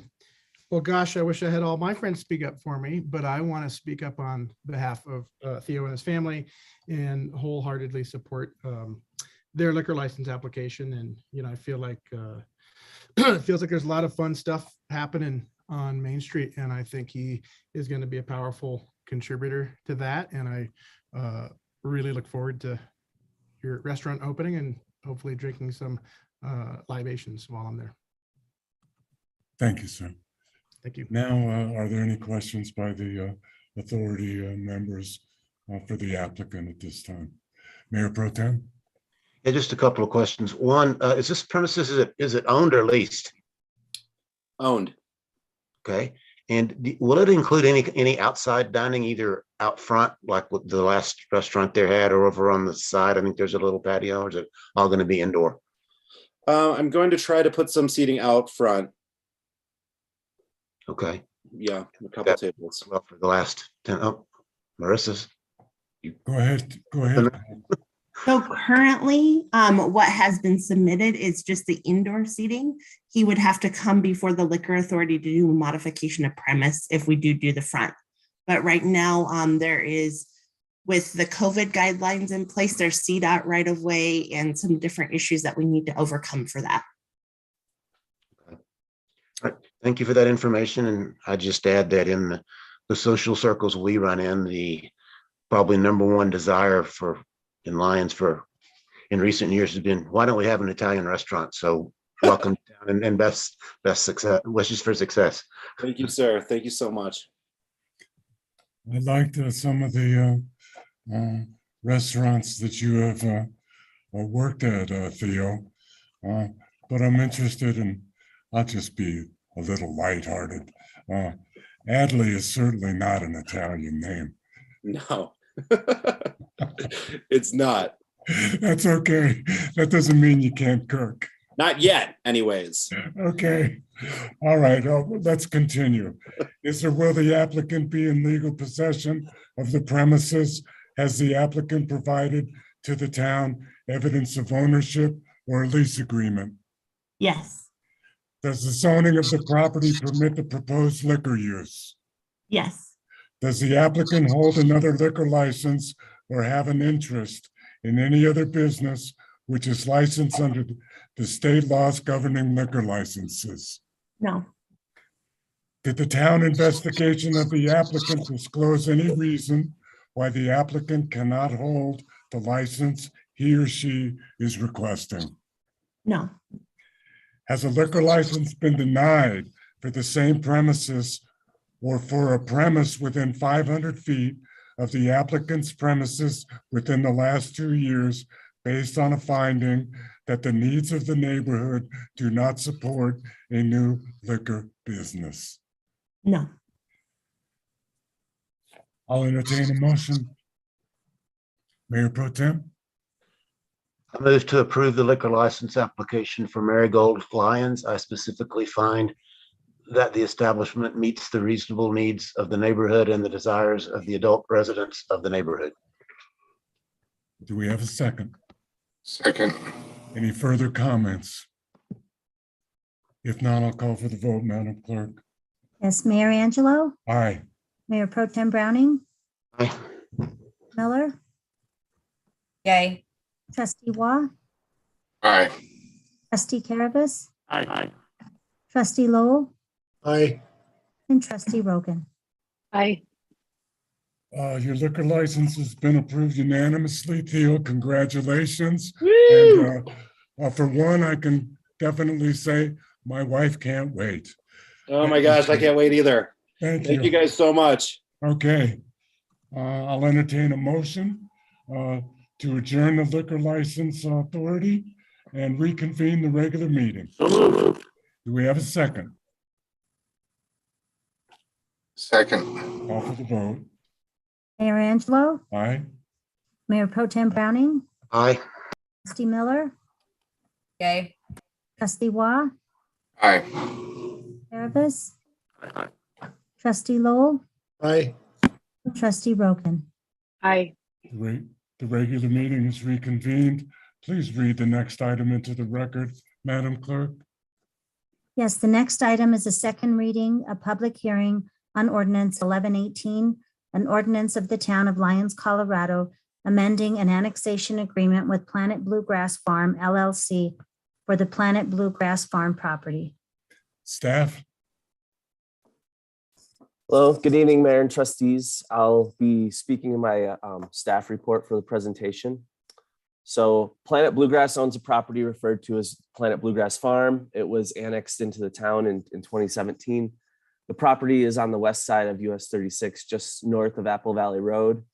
Planet Bluegrass has requested an amendment to the annexation agreement for the farm, and the annexation agreement also includes a site plan and associated keynotes, as well as an amendable letter of understanding, or an ALU, that are attachments to the annexation agreement. So at this point, I know the board is familiar with the multiple interrelated agreements with this that are required for the changes to Planet Bluegrass, but I'll just give a brief update on that and just some background. So first, the annexation agreement amendment that's being considered tonight was approved at first reading on February 1st. That leads us to the second reading and public hearing tonight. Since that first reading, the conditional use review was completed and conditionally approved. That changes the land use requested by Planet Bluegrass for the farm. The conditional use review was approved, and the conceptual plan and associated keynotes by resolution. And so again, the approved conceptual site plan and associated keynotes are attachments to the annexation agreement being considered tonight. Additionally, later tonight, the board will consider the approval of the amendment to the ALU for the farm during the general business. And this is a requirement in the commercial entertainment zoning district that the farm is zoned.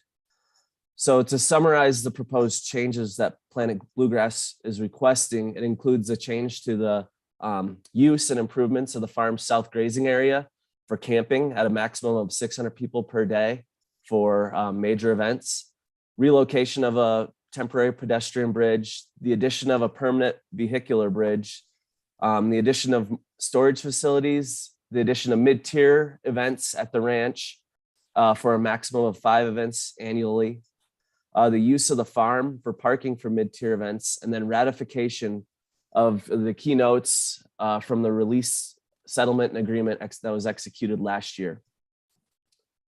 Now I'll discuss 2 issues for the, I see Attorney Dittman has his hand raised. Maybe I was going to speak to the utility changes since the last reading, unless you're going to do that. If you go ahead, if you're going to go ahead, I just making sure we do it. Yep, I'm going to touch on the utilities. So thank you. 2 issues of concern for the board's consideration. First, the Lyons Ecology and Advisory Board, or the EAB, as well as U.S. Fish and Wildlife Services, has raised concerns about the potential impact of the proposed uses, specifically the south grazing area and the potential impact on the riparian habitat in the area. Planet Bluegrass has hired a certified ecologist who's been in contact with U.S. Fish and Wildlife regarding the potential impact to the Preble's meadow jumping mouse. Late last week, U.S. Fish and Wildlife Service responded to Planet Bluegrass' request for a no effect determination of the impacts on the mouse. Additional materials have been requested from Planet Bluegrass as part of a biological assessment for the project. So this project is under Fish and Wildlife Services jurisdiction, and they will ultimately determine the impact to the Prebbles meadow jumping mouse and work with Planet Bluegrass to avoid or minimize impacts to the mouse. For this process, the town has gone through other stream work projects that we've gone through the biological assessment as well on some of our other town projects. And so the approval of the land use that we're discussing, and I guess the prior conditional use as well, does not relieve Planet Bluegrass of still meeting those whatever Fish and Wildlife Service will require. So, and then moving on to some utility concerns. So for some background, the farm property currently has a single 3/4 inch service line for water for the residential farmhouse, and it operates on septic for wastewater. And the town Utilities and Engineering Board, the UEB, discussed the potential impacts of the proposed improvements and the town requirements, and provided the following recommendation to the board in an email. And so that's included in the packet tonight. And I'll just summarize those recommendations. First, Planet Bluegrass will have to provide an additional 3/4 inch water tap or increase to a 1 inch water tap for along with associated water rights, and pay additional base fee prior to building permits can be issued for the bathhouse. So prior to constructing the bathhouse. And then when the bathhouse is constructed, it must connect to the town wastewater system. And then additionally, when the bathhouse is constructed, the existing farmhouse must convert to the town wastewater system as well. And the connection to the town wastewater system will require separate tap fees and separate base fees for the house and the bathhouse. And last, if there's a new water tap, when it is added or increased, that connection should not be connected to the old Apple Valley water line stub. So I do want to note that there is a prior easement agreement that's referenced in the annexation agreement. Planet Bluegrass was provided a waiver of a single tap fee connection for water and a single wastewater connection fee as consideration for an easement that was provided to the town. So because the existing farmhouse operates on the original tap from the 1970s prior to the easement agreement, the water tap fee waiver was granted in 2016, and that would be available to use towards their tap for the bathhouse. But any future improvements at Planet Bluegrass would require a tap fee. And also this agreement does not waive the town water dedication requirements that is required for the bathhouse.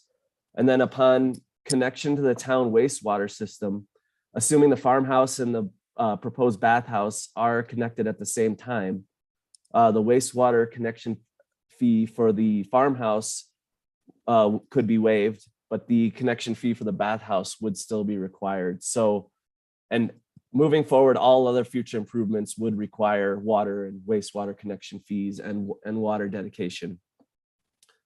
So staff believes the amendment to the annexation agreement proposed requires Planet Bluegrass to meet all of the recommendations from UEB. Additionally, the agreement states that the dedication of 2 water shares of stock in Lake McIntosh will be used to fulfill the current base water dedication requirements for the bathhouse. And also, if the property is subdivided in the future, additional town water dedication requirements per the town code will be necessary. So staff is recommending that the board approve ordinance 1118, and I'm happy to answer any questions. Questions for Town Planner Strom at this time? Trustee Rogan.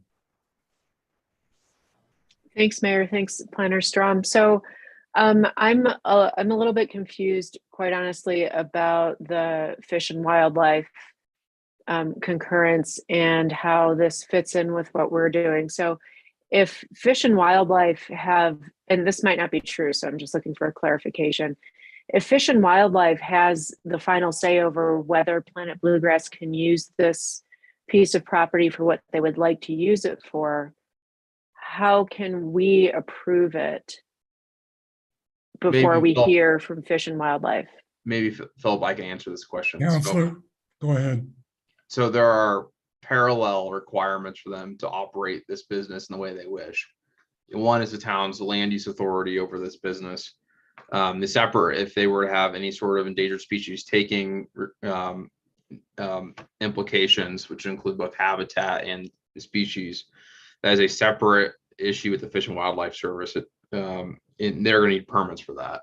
We don't have any control over whether or not those permits are granted, and it's a separate, parallel, if you will, track as to the land use application that we are granting here tonight. But the town has no authority to administer our land use applications on the basis of a take permit, which may or may not be granted, or concurrence that there won't be a take permit necessary. Okay. Can I ask a follow-up question, Mayor? So you can ask as many questions as you prefer. You have the floor. Thank you. So what happens then if we approve this and then Fish and Wildlife comes back and says, no, you cannot do this? So how is that enforced? So first off, it'd only be over a portion of their property, which would affect or is affected, but essentially they could not operate in that area of their property, or else they'd be subject to fines under the Endangered Species Act. And so, they can have whatever town approvals they want, but a Fish and Wildlife Service says if you use it and you're going to take habitat or take species, then, they're subject to pretty hefty fines and potential injunctive relief from the Department of Justice. So they would not do it if they couldn't, get a concurrence that wouldn't result in take or get the appropriate take permits. All right. Great. Thank you. You're welcome. Trustee Lowell. I basically had the same question as Trustee Rogan. As I'm looking through the U.S. Fish and Wildlife Service letter to Jerry Powell, Planet Bluegrass's wildlife guy. I mean, there's a lot of conditions here that if I read through them, I don't see how there's any way that they're going to be able to have camping there during the festival season. I mean, one of the things says you need to have a habitat assessment with photographic representation of the area during the growing season. So until that greens up, they can't do any habitat assessment. And then the biggest one is their second to last paragraph, where they say we recommend reorganizing the project's layout to above all else avoid impacting areas in proximity to the creek. Well, that's the two bridges, that's the camping. It may even be the development on the north side of the river, on the other part of the ranch. So, and I guess this is a question for Attorney Dittman also, would it be appropriate for us to put a caveat on our approval here that this depends on the U.S. Fish and Wildlife Service's judgment on this? So I think, do we just let it ride? So I think the issue with that is that the application involves pieces which are related to potential assessment in parts that are not, and it'd be hard to separate them out, kind of given the complexity of this. And then two, we've already approved half of this application. And so theoretically, if Fish and Wildlife Service has a final opinion that that they can't use part of this property without potentially having a take of either habitat or species, then they will not be able to use that without, I said, incurring federal liability, and would have to come back for a modification of these land use approvals. Something that we could put in these documents is that if they do have part of their ability to use this property is altered by the Fish and Wildlife Service, that they would come back for a modification. But I don't see, we can't presume what the Fish and Wildlife Service is eventually going to do. There's no final decision has been rendered yet. Okay, so there would be no need for any sort of an amendment to this stating those conditions. Okay, so what we're doing here basically is we're trusting that the U.S. Fish and Wildlife Service, the ball is now in their court, and that the south grazing area, any of the bridges, a lot of the stuff on the north side, they can't do anything with it without federal approval. And we just have to, I guess, keep an eye on that. I mean, we can do nothing else, right? we certainly can't, one, presume what the outcome of the Fish and Wildlife Service assessment is going to be, and then two, we can't. It's hard to try to presume that an outcome is going to happen and then parse out certain pieces that require a future modification.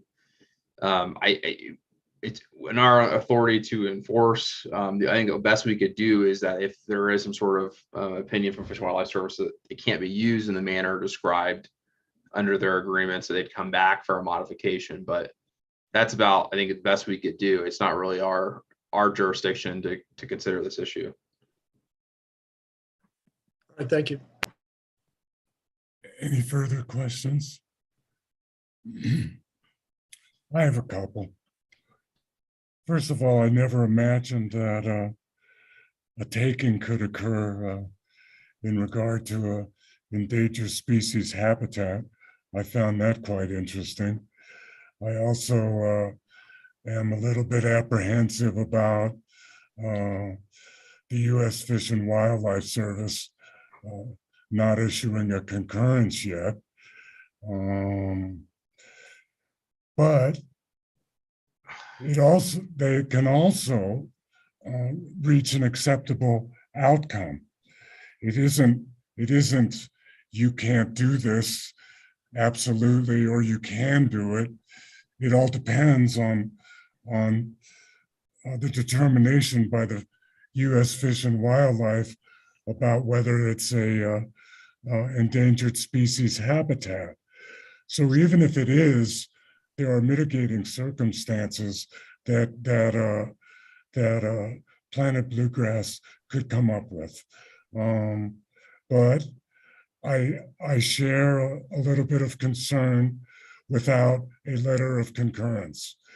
But there's another question that I'd like to ask Philip, and that's, is there any, since mid-tier events were approved for an attendance of 3,000, is there not going to be any additional camping on the farm for mid-tier events? Correct. They only intend to camp on the farm for the major events. Okay. Mayor, can I make a clarification? You may, sir.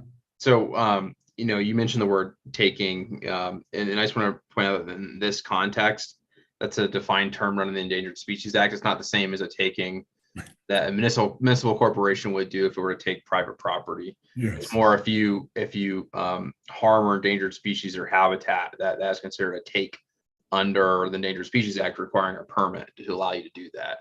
And I'm not an endangered species expert. I dabbled in it in law school, so I'm operating mostly off memory here. But that's my recollection of the issue.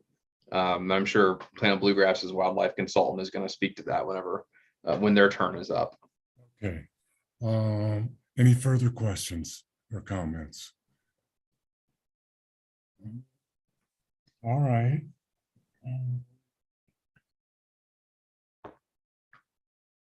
Is this the opportunity for the applicant to be able to address the board, Counselor?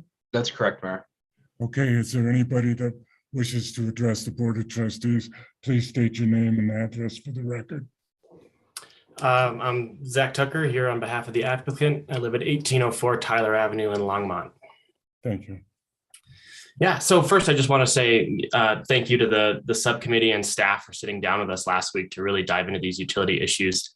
As Mayor Pro Tem Browning kind of pointed out, it was a lot more productive and constructive to be able to sit down outside of that quasi-judicial process and really hammer out what everyone's goals were and get to somewhere that we felt was reasonable for both us and the town, and clarify a lot of questions that came up as a part of this process. So thank you for that. And we really appreciated the way that the process kind of ended with that. And so I thought Philip went over everything that we led to in our discussions quite well. We're planning to connect the entire farm property, including the house, to town sewer at the time that we build a new structure that creates wastewater. And we anticipate that being the bathhouse that is the only structure currently approved on our site plan to do that.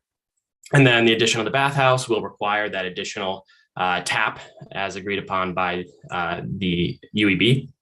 And then we are planning to dedicate one CBT equivalent or 1.4 shares of Macintosh water. Unfortunately, you can't dedicate partial shares of Macintosh water, so it'll be 2 shares of Macintosh water, and the application for that is later on in the meeting. But this is assuming that would be okayed by the board.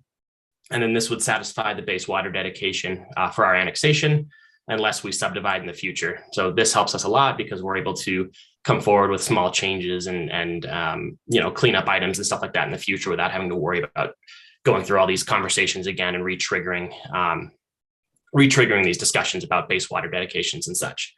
And then finally, that dedication will also satisfy the requirement for the additional bathhouse, as we had discussed. So we thought that was a very reasonable and constructive place to reach in our discussions, and we're quite happy with that moving forward. And then finally, I just wanted to also thank the EAB and the town for staying on top of the endangered species issues in regards to our property here. As Philip mentioned, we're working very closely with the Fish and Wildlife Service, and we're following the consultation process as it's laid out with them moving forward. So we agree with Attorney Dittman that there's really no additional action necessary from the town at this time. We're moving forward through their process as it's been laid out, and we're communicating with the Fish and Wildlife Service. So that's really all we have for tonight. It's pretty straightforward. Any questions for Mr. Tucker? Mayor Pro Tem? Rather than propose an amendment to this to deal with the fish and wildlife stuff, I would just ask Planet Bluegrass if they would commit to provide the town all documents received from U.S. Fish and Wildlife to keep the town informed of what's going on there. I think that's reasonable. We're gonna, as we work through this process, I think that makes sense. Yeah, and Planet Bluegrass reports to us on a number of things, and if they'd agree to provide us documents when they're received from U.S. Fish and Wildlife, I think that would let the town staff and future boards to let them determine if they need to take further action or not. So thank you for that commitment. Further questions for the applicant? No further questions? I'll entertain a motion. Oh, excuse me, it's a public hearing. I'll call the public hearing to order and ask our town clerk if there's anybody that wishes to address the Board of Trustees at this time. I believe Andy Clark has his hand raised. Okay, you're recognized, sir, and please state your name and address since it's a different issue, please. Yeah, sure. Andy Clark, 140 Walnut Street, Louisville, Colorado. I want to just voice support for Planet Bluegrass's endeavors in Lions, whatever they may be, quite frankly. From my point of view, Planet Bluegrass has helped to put Lions on the map that otherwise, in my recent experience, is just often passed by on the way to Estes Park. I feel like they make people stop, and they provide jobs to the community. They build community. They create commerce and creativity, things that I think the townsfolk of Lions are all about. So, I'm a huge animal lover, but my experience with mice is usually trapping them and removing them from restaurants. But I hope that they have a happy life and that they don't prevent any ability for Planet Bluegrass to hopefully recoup some of the losses from really tough COVID small business experience. So I would ask that the Board of Trustees support in every way possible the well-being of the business that is Planet Bluegrass, because I think support comes in a lot of ways. There's the letter and the spirit of the law, and there's a lot of ways to support organizations, and I would hope that the town of Lions is supportive of Planet Bluegrass. Thank you so much. Thank you. Madam Clerk.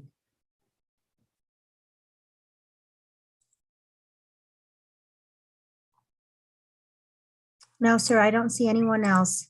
Okay, close the public hearing and entertain a motion. Mayor Pro Tem? With the approval of ordinance number 2022-1118, amending an annexation agreement with Planet Bluegrass Farm for the Planet Bluegrass Farm property. Do we have a second? I'll second that. Are there any comments? Mayor Pro Tem? Yeah, to add a little bit to what Director Strom said, there are actually 2 meetings since the last board meeting involving utilities aspects of Planet Bluegrass. One was with the subcommittee, Trustee Caravas and I, and town staff, and then that was followed by a UEB meeting, where in both of those meetings, the details of the town's utilities code were discussed, one by one, in terms of water rights, water tap fees, sewer tap fees. The UEB got into the nitty gritty details of what line would be best to connect to and that type of thing, which is what we have the UEB for, because the rest of us aren't as familiar with the needs there as they are. And basically an agreement was reached after all that, between Planet Bluegrass and the subcommittee and the UEB, and it's been accurately summarized by the town staff here. These aren't easy things to work through. In particular, the utilities sections of the code are kind of a labyrinth to work through, and Attorney Dibben was very helpful in getting us through that as well. I'm in favor of this ordinance, and will also favor granting permission to use Lake McIntosh shares when we get to that, because I think Planet Bluegrass has been very reasonable and responsive to the concerns expressed by Apple Valley area's residents and town residents, and has significantly changed their initial application, reducing greatly the use of the property south of the river, moving one building, the proposed bathhouse, north of the river, eliminating a second building, and basically working in a reasonable manner to get through the utilities issues. I do still think that after we hopefully put this aspect to rest, that the next board and town staff will be able to sit down with Planet Bluegrass and talk about the situation involving camping taxes and potentially a municipal services impact fee that I think would better reflect the actual impact that Planet Bluegrass events, particularly the large festivals, have on the town. We get a small amount of tax from the $2 a night camping tax per campsite, but it wasn't even really designed to approximate the impact on town services. We don't get, and I should also mention, the town gets sales tax from camping pass sales. Those are taxable under state law, and so they're taxable under local law. But when somebody just buys a ticket, festival ticket to go to the festival, that does not include any sales tax that goes to the town. Yet, I think that it's true that the majority of people who come into Lions and go to these events are non-camping attendees of the festivals. And so to some extent, I think it'd be appropriate in the future to kind of measure the impact that those people have, and not to do an admissions tax, because there's a question of whether the town can do an admissions tax as a statutory town, but to sit down with Planet Bluegrass and discuss with them, as we were able to do with these utilities issues, what's a reasonable way to work this out? Clearly, there are impacts on town services and traffic and parking and all that type of thing from festivals. And I think that that's something that should be done. I don't think we need to condition this approval on that, but I think we've established in the last few years a track record of being able to work through sometimes complex issues with Planet Bluegrass, and I have no reason to think that the town staff and future boards couldn't do the same thing. So I think this addresses the immediate requests of Planet Bluegrass as they've been modified, and I think it clarifies, in particular in the utilities area, what the town will expect Planet Bluegrass to do in the future. And I think it would set the stage for a future agreed payment of some type of an impact fee. So I'm glad we were able to work through this, and to the residents that Apple Valley and town who expressed concerns about the initial proposal, I think we've gone a long way to meeting some of those concerns, and I think the final agreement that was reached is reasonable for all parties, and I hope it proves to be successful, and I hope everybody enjoys festival season this year and in the future. So I support this. Further comments? Trustee Lowell, there's a hand in your square. Do you want to speak? If there's a hand in my square, I didn't do it. Okay. I have nothing to say. All right, I'll make a comment. I asked a very dear friend of mine who's a phenomenal songwriter and instrumentalist extraordinaire as well, to rate Planet Bluegrass for me, because he performs all over the world, and that's the term he used. He used that it was a world-class facility. But on the other hand, on the flip side for me, I take issue with comments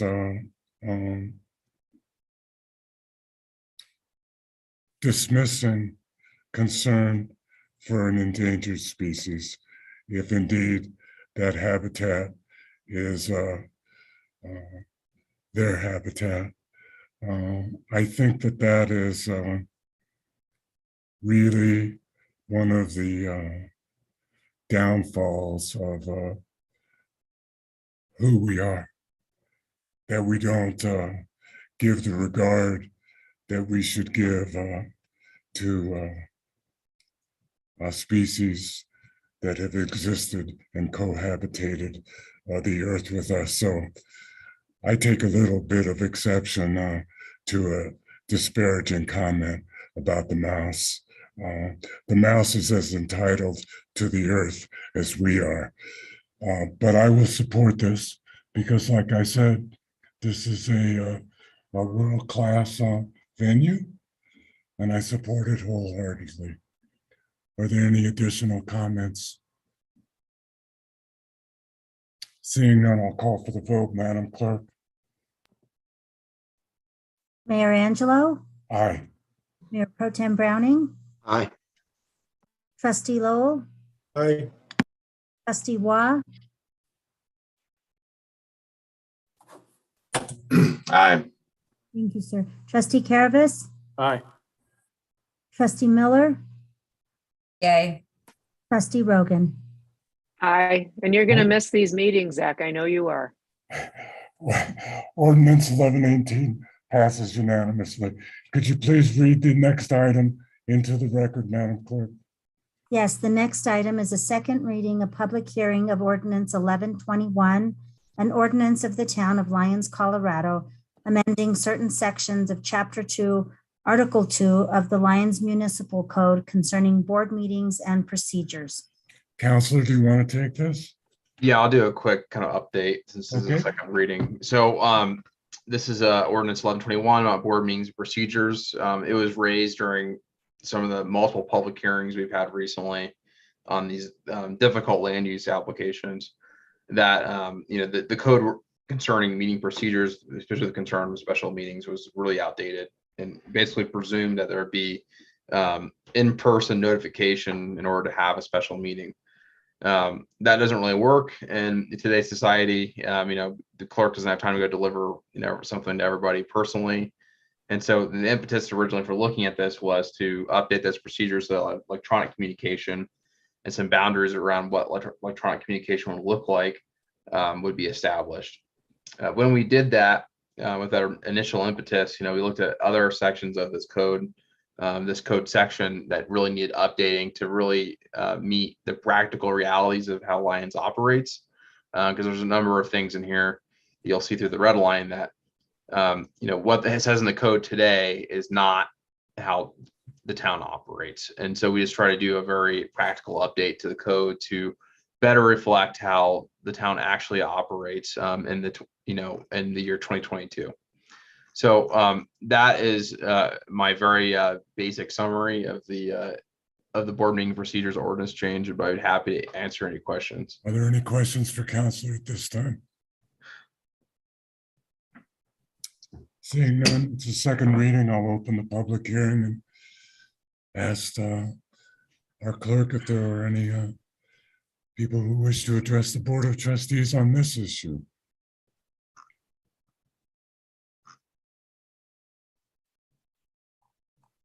No, sir, I don't see anyone willing. Thank you very much. I'll close the public hearing and ask for a motion. Mayor Pro Tem.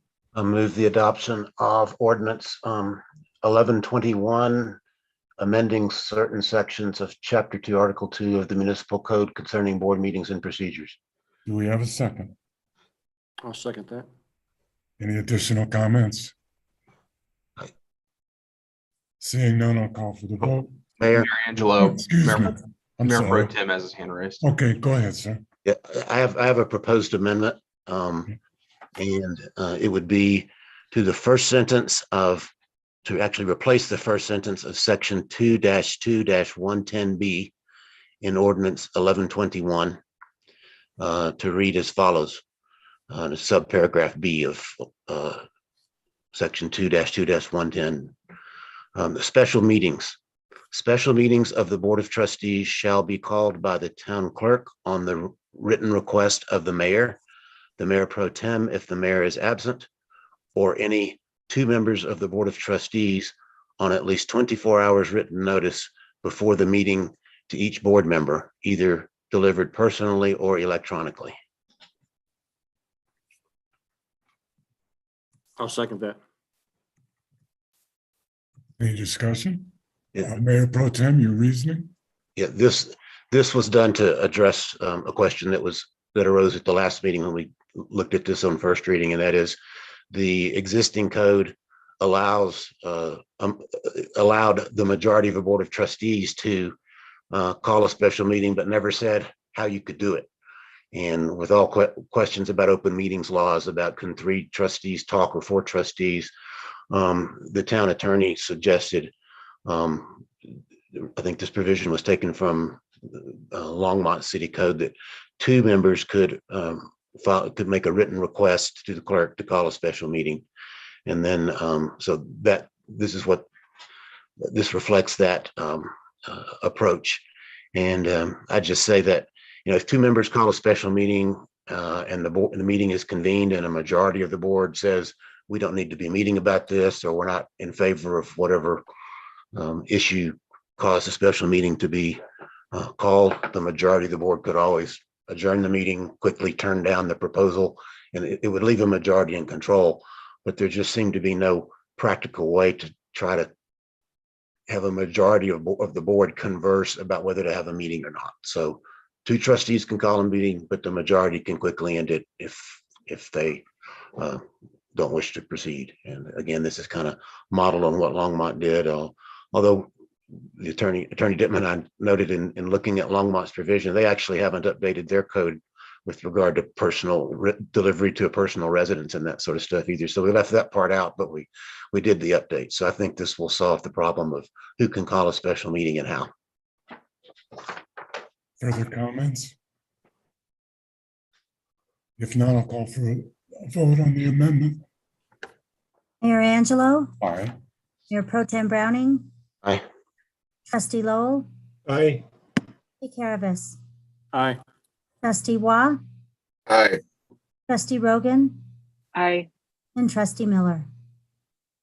Yay. The amendment as stated by the Mayor Pro Tem passes unanimously. Are there any further amendments? Excuse me for not asking at the beginning. If not, we'll vote on ordinance 1121 as amended. Mayor Angelo, Aye. Mayor Pro Tem Browning, Aye. Trustee Lowell, Aye. Trustee Caravas, Aye. Trustee Waugh, Aye. Trustee Rogan, Aye. and Trustee Miller. Yay. Ordinance 1121 as amended passes unanimously. Madam Clerk, could you please read the next item into the record? Yes, the next item is a second reading, a public hearing on ordinance 1122, an ordinance of the town of Lyons, Colorado, repealing and replacing chapter 16, article 8 of the Lyons Municipal Code concerning off-street parking regulations. Town Planner Strom, are you going to take this? Yep. Okay. Hi, Mayor and trustees. So during the recent development review, aspects of the town's off-street parking regulations did not appear to align with the parking needs of the town, and staff was directed to propose code changes. The changes proposed are intended to better ensure the safety and welfare of the public, align with federal laws for accessible parking, and allow expanded parking opportunities for future economic development. I've provided a summary of the changes in my staff cover sheet, such as allowing the Board of Trustees discretion to waive certain requirements, defining adjacent on-street parking, further defining mixed-use parking minimums requirements, increasing the distance allowed for the location of off-street parking facilities to 3,000 feet maximum distance, allowing for valet or shuttles to expand parking opportunities, off-street parking opportunities, and then updating the code to comply with current federal requirements. So the red line of the current parking regulations is included in your packet. The first reading was March 21st, and staff has revised the regulations based on the feedback received from the board at that meeting. And with that, I'm happy to answer any questions. Are there any questions for Town Planner Strom at this time? Mayor, can I make a quick comment? Of course you may. So in the initial version that was uploaded to the packet, the clean copy and the ordinance copy of the regulations did not include the trustee Caravers's amendment concerning non-combustible materials. That in the latest version that was uploaded, that is reflected, but in case you don't have the latest copy, now all versions do have that amendment. Previously, only Exhibit A contained that amendment. Okay. No further questions? I'll open the public hearing. Help me out, Town Clerk Vasquez.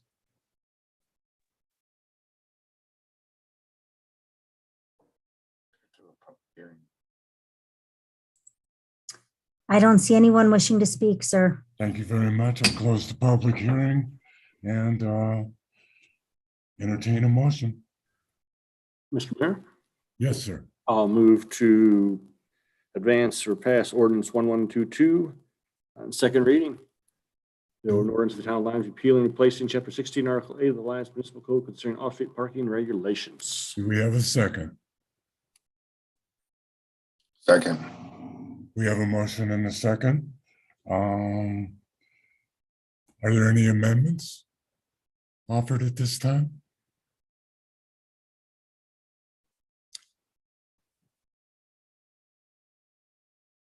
Statements? No. I'll call for the vote, Madam Clerk. Mayor Angelo, Aye. Mayor Pro Tem Browning, Aye. Trustee Rogan, Aye. Trustee Waugh, Aye. Miller, Yay. Trustee Caravis, Aye. and Trustee Lowell. Aye. Ordinance 1122 passes unanimously. Madam Clerk, could you please read the consent agenda into the record?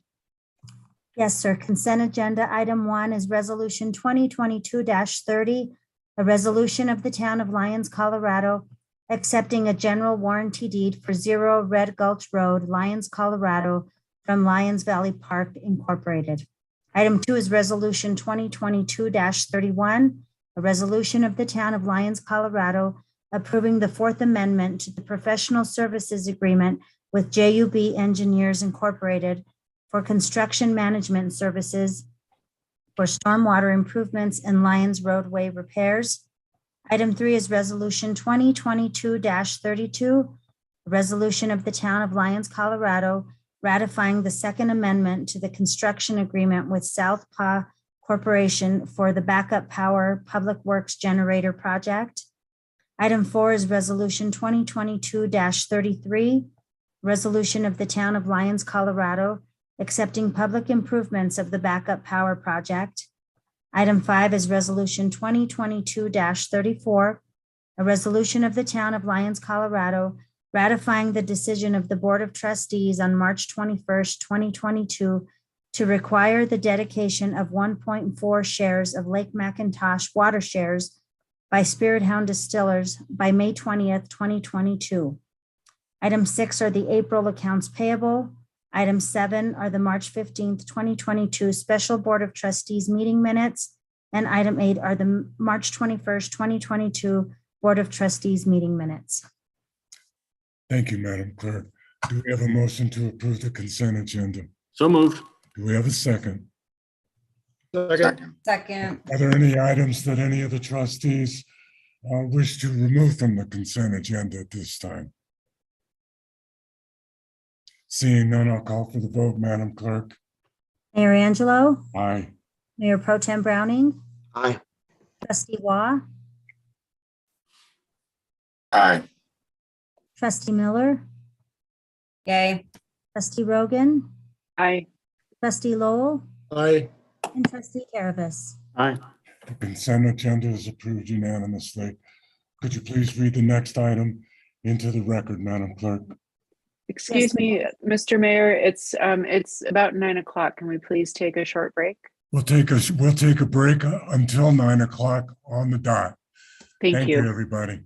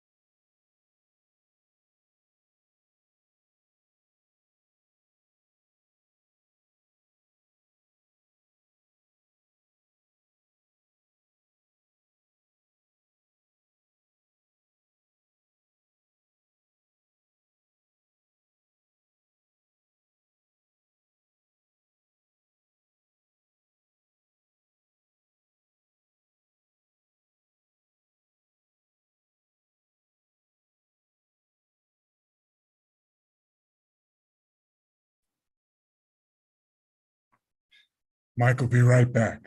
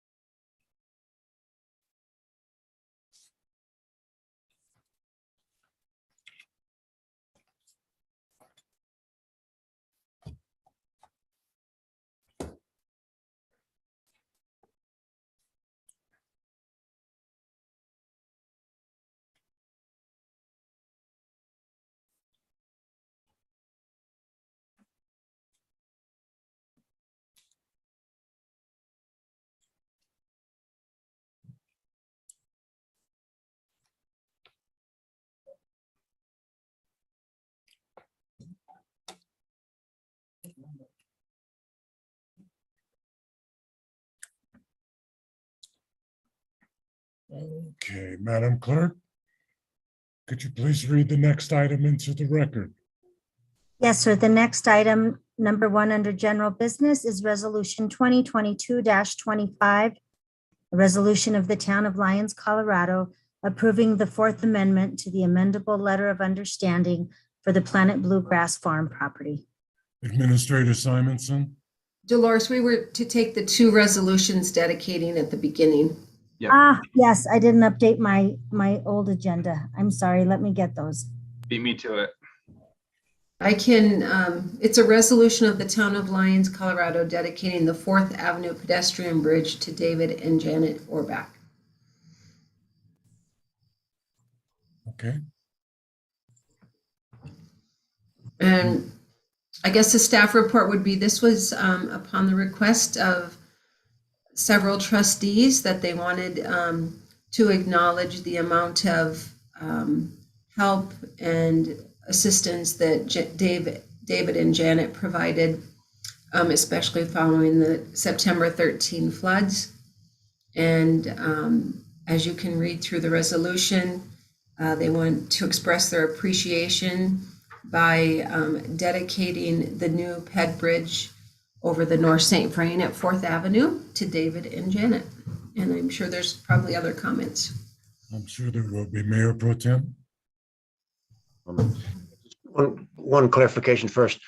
I think the Shoal Foundation grant that was applied for, or has actually already been awarded, will provide some money for, I don't want to call it what you call them, declarations or acknowledgements or something. And it for both this one and the next one, is that a possible source of funds for plaques or whatever else we come up with to recognize the honorees? I don't think they'll pay for the plaques. They were interested in adding trees, landscaping, or other features maybe along the trail. But yeah, we'll have to, we can get the plaques. Yeah, I just said, let us know about that. And I can assure you that funds can be raised from people in the confluence and elsewhere to pay for those if necessary. And my comment on this would just be quickly to kind of restate what's in the resolution, which is, after the flood, David and Janet Orbach were some of the first people to move back into the confluence, partly because of their skills and David's skills in redoing their own house. But that after they moved back in, they were kind of the guiding light for many other confluence residents who were facing tough decisions about, could they do that? Could they go through all the mental and physical and financial hassles of trying to redo their flooded out houses? And it was David and Janet that provided both the encouragement to do that and assistance to their neighbors and friends. And for those of you who may not know, Janet passed away after they moved back in and after their neighbors had moved back in, but David continued the work there. And David's one of those people that has name a construction skill, and he has it. and he gave of his time and talents without pay for years to help finish other reconstruction projects in the confluence. And this isn't in the resolution, and maybe not everybody knows this, but David and Janet for years have took the lead of keeping up the Lion Cemetery, which is a favorite spot for a lot of people to walk through, visit, and that type of thing. And David does that to this day. So they've given greatly to this town, and it's very appropriate that they be honored with the dedication of something in the Confluence neighborhood to them. And I salute everything they've done for the town of Lyons. Any additional comments? Mr. Mayor. Trustee Carovas. I too, as I was in favor of bringing this forward as a proclamation or a resolution naming this bridge. I worked closely with both airbox on many of the projects down in the Confluence area and helping the neighbors. And I'd like to thank Victoria or staff for when you ask for wordage or verbiage, that you put a lot of what I said in there. I appreciate that because it came from the heart of working with these two people. And like I said here, like it says here in the whereas, it exemplifies what it is to be a neighbor, a resident of a neighborhood, and the friendliness of Lyons that's been here for a really, really long time, long before I came here. So doing something like this and at his own expense and time, and I even as a guy who spent a lot of time in construction, working with people just like him, I learned some things from him. Always willing to learn. He's one guy that's always willing to help and teach. So I think this is a great thing to do. And the Confluence area is very lucky to have had Dave and Jan there to support everybody. Additional comments? Trustee Miller? I would like to echo those sentiments as well. Additional comments? I have a couple. Janet Orbach was a friend of mine from a long, long time ago. I served under her mother, Frances Brackett. Her father, Bill Brackett, and Frances were both mayors of Lyons. She was a Brackett and a Brody. That's a very early pioneer family of Lyons, and this was a very good friend of mine, very dear friend of mine. And so I send David my love because I know how much he misses her. And I couldn't think of anything more appropriate, to be perfectly honest with you. At a minimum, to be honest with you. Any other comments? Okay. I think we need a motion. I forgot to do that. Why don't you do that? Okay. I move the adoption of resolution 2022-38, dedicating the 4th Avenue pedestrian bridge to David and Janet Orbach. Do we have a second? Second. We have a motion and a second. Any further discussion? Okay. Call for the vote. Mayor Angelo, Aye. Mayor Pro Tem Browning. Aye. Trustee Lowell, Aye. Trustee Waugh, Trustee Rogan, Aye. Trustee Miller, Yay. Trustee Carovas. Aye. The resolution passes unanimously. Madam Clerk, could you please read the next item into the record?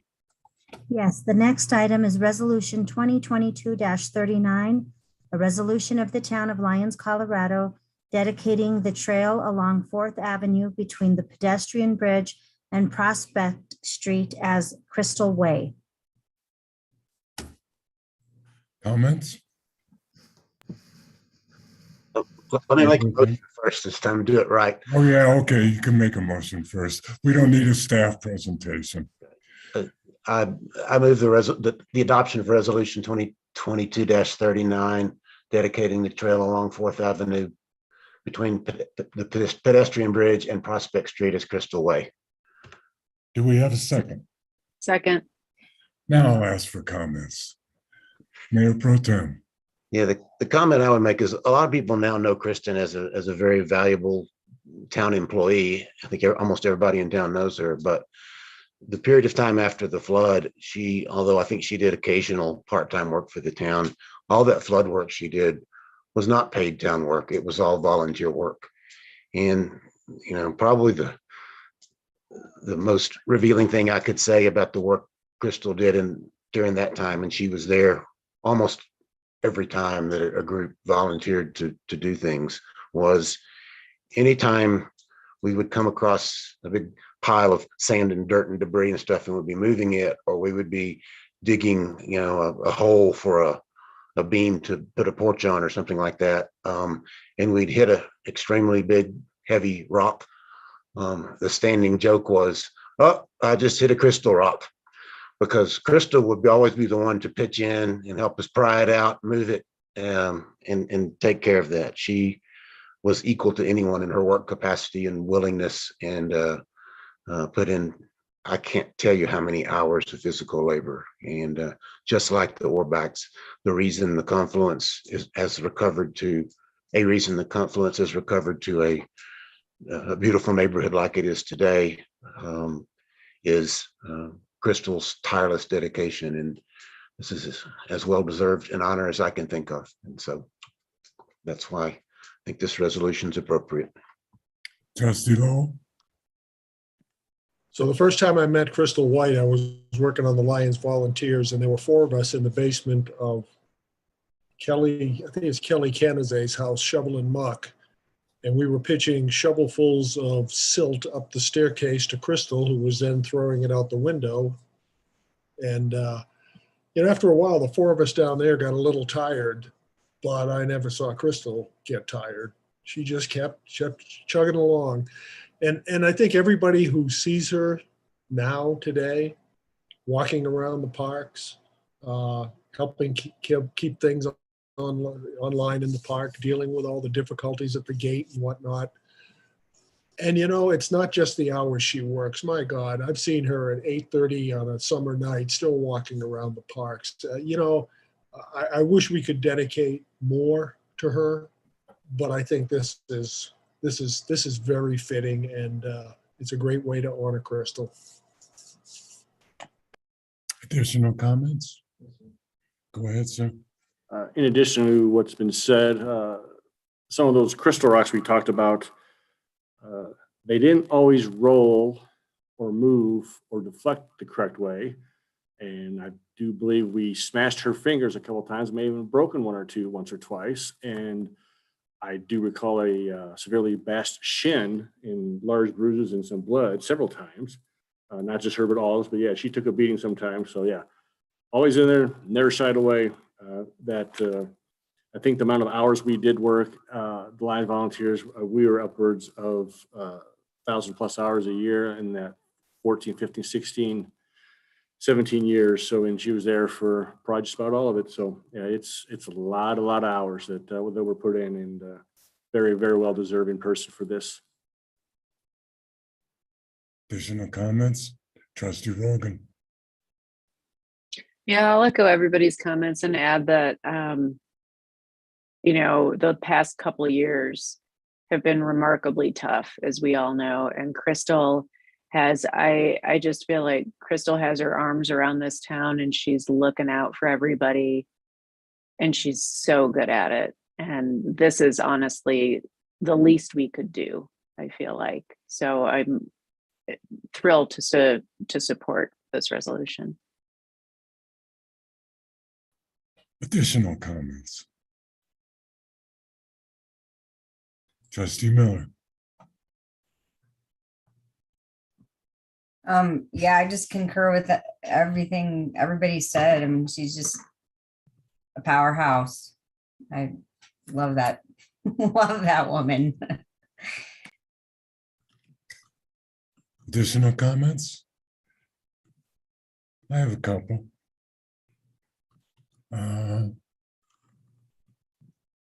Crystal, to me, is always so positive whenever I talk to her. And I really appreciate that. She loves the town so much.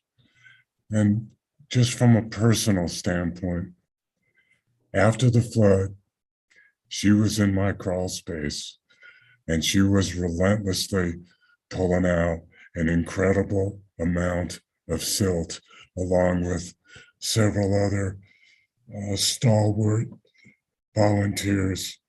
And she was one indeed. And so, as my fellow members have said, this is the least we can do. But I know one thing. I really do know one thing. It's going to tickle her. It's really going to tickle her. Okay. We have a motion. We have a second. We've had our discussion. I'll call for the vote. Mayor Angelo, Aye. Mayor Pro Tem Browning,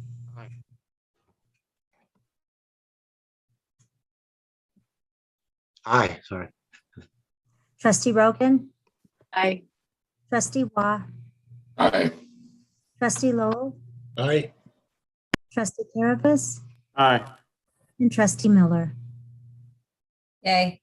Resolution 2022-39 passes unanimously.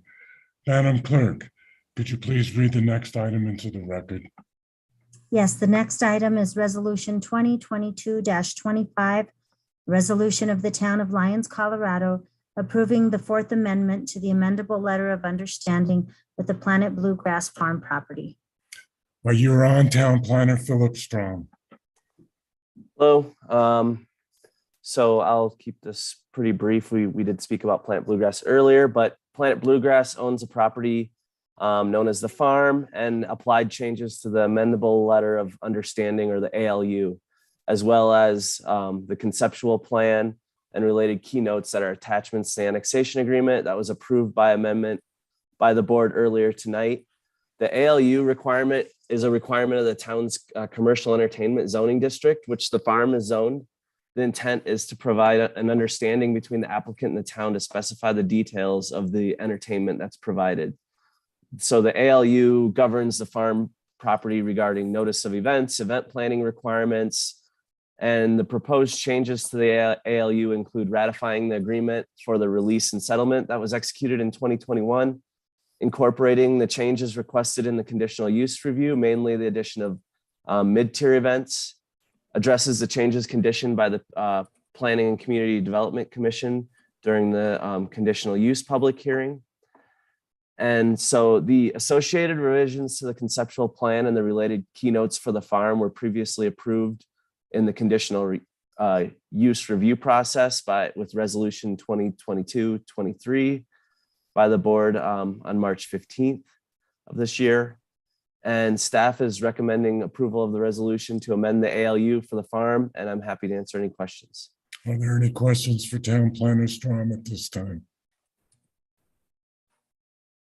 Counselor, do you have anything to add? No, I have nothing to add. Thank you. Thank you, sir. Okay, I'll entertain a motion. Mayor Pro Tem? I move the approval of resolution 2022-25, approving the Fourth Amendment to the amendable letter of understanding on the Planet Bluegrass Farm property. Do we have a second? I'll second that. Are there any amendments to the resolution? Any discussion? If not, I'll call for the vote. Mayor Angelo, Aye. Mayor Pro Tem Browning, Aye. Trustee Waugh, Aye. Trustee Rogan, Aye.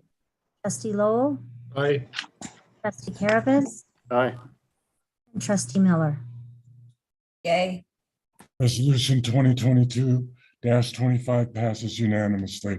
Could you please read the next item into the record, Madam Clerk. Yes, the next item is Resolution 2022-35, resolution of the Town of Lyons, Colorado, granting the use of Lake McIntosh water shares to Planet Bluegrass LLC for economic development. It's just a short staff presentation, Counselor. Thank you, Mayor. So as you heard in the annexation agreement discussion, one of the things that Planet Bluegrass agreed to in their negotiations with the town staff, the UEB, and the subcommittee was they would dedicate an equivalent Lake McIntosh share satisfying their water dedication requirements for the annexation and for the bathhouse, and that's reflected in the annexation amendments you just approved.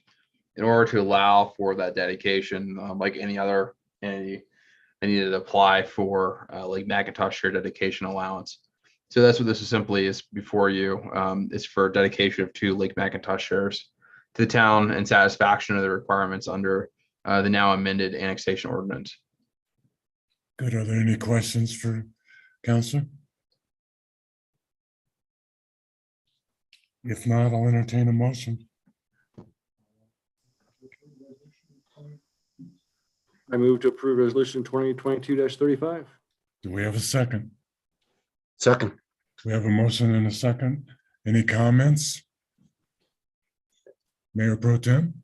Just a quick comment that doesn't need to be resolved tonight, but, and Utilities Director Kaplan may have already looked at this, but I think going forward, the town needs to address the, partial share situation with Longmont. I don't know if Longmont will accept partial shares. I know it's applicants can't really buy partial shares, but we need to figure something out there. And I don't have anything to suggest to resolve it, but it's something that needs further study with Longmont, because it is not just Planet Bluegrass, it's others too, to basically have to have them buy 2 shares when we only need to put up 1.4 with Longmont. Maybe there's no way around that, but I think it's an issue worth discussing with Longmont and see if we can figure out a way to do that, a way to avoid having to have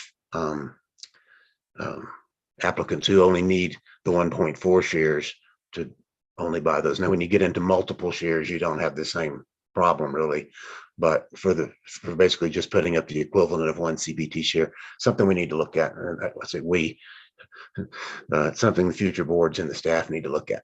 So, but I'm in favor of this. The Longmont agreement allows Lake McIntosh share use for either economic development or commercial development, and they're broadly defined, and Longmont has indicated basically a willingness to pretty much accept whatever the town of Lyons believes satisfies those definitions. So I'm in favor of this because this is clearly, I think, both economic development and commercial development.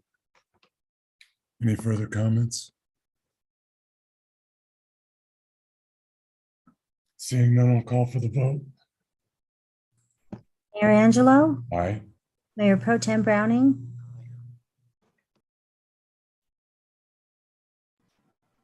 Sorry, I guess. Trustee Lowell, Aye. Wah, Aye. Trustee Rogan, Aye. Trustee Miller, Yay. and Trustee Caravas. Aye. Resolution 2022-35 passes unanimously. Madam Clerk, please read the next item into the record. Yes, the next item is Resolution 2022-36, a resolution of the Town of Lyons, Colorado, approving a development agreement with Moss Rock Development LLC. Town Planner Strom, it's been a busy night for you, sir. It has. Okay.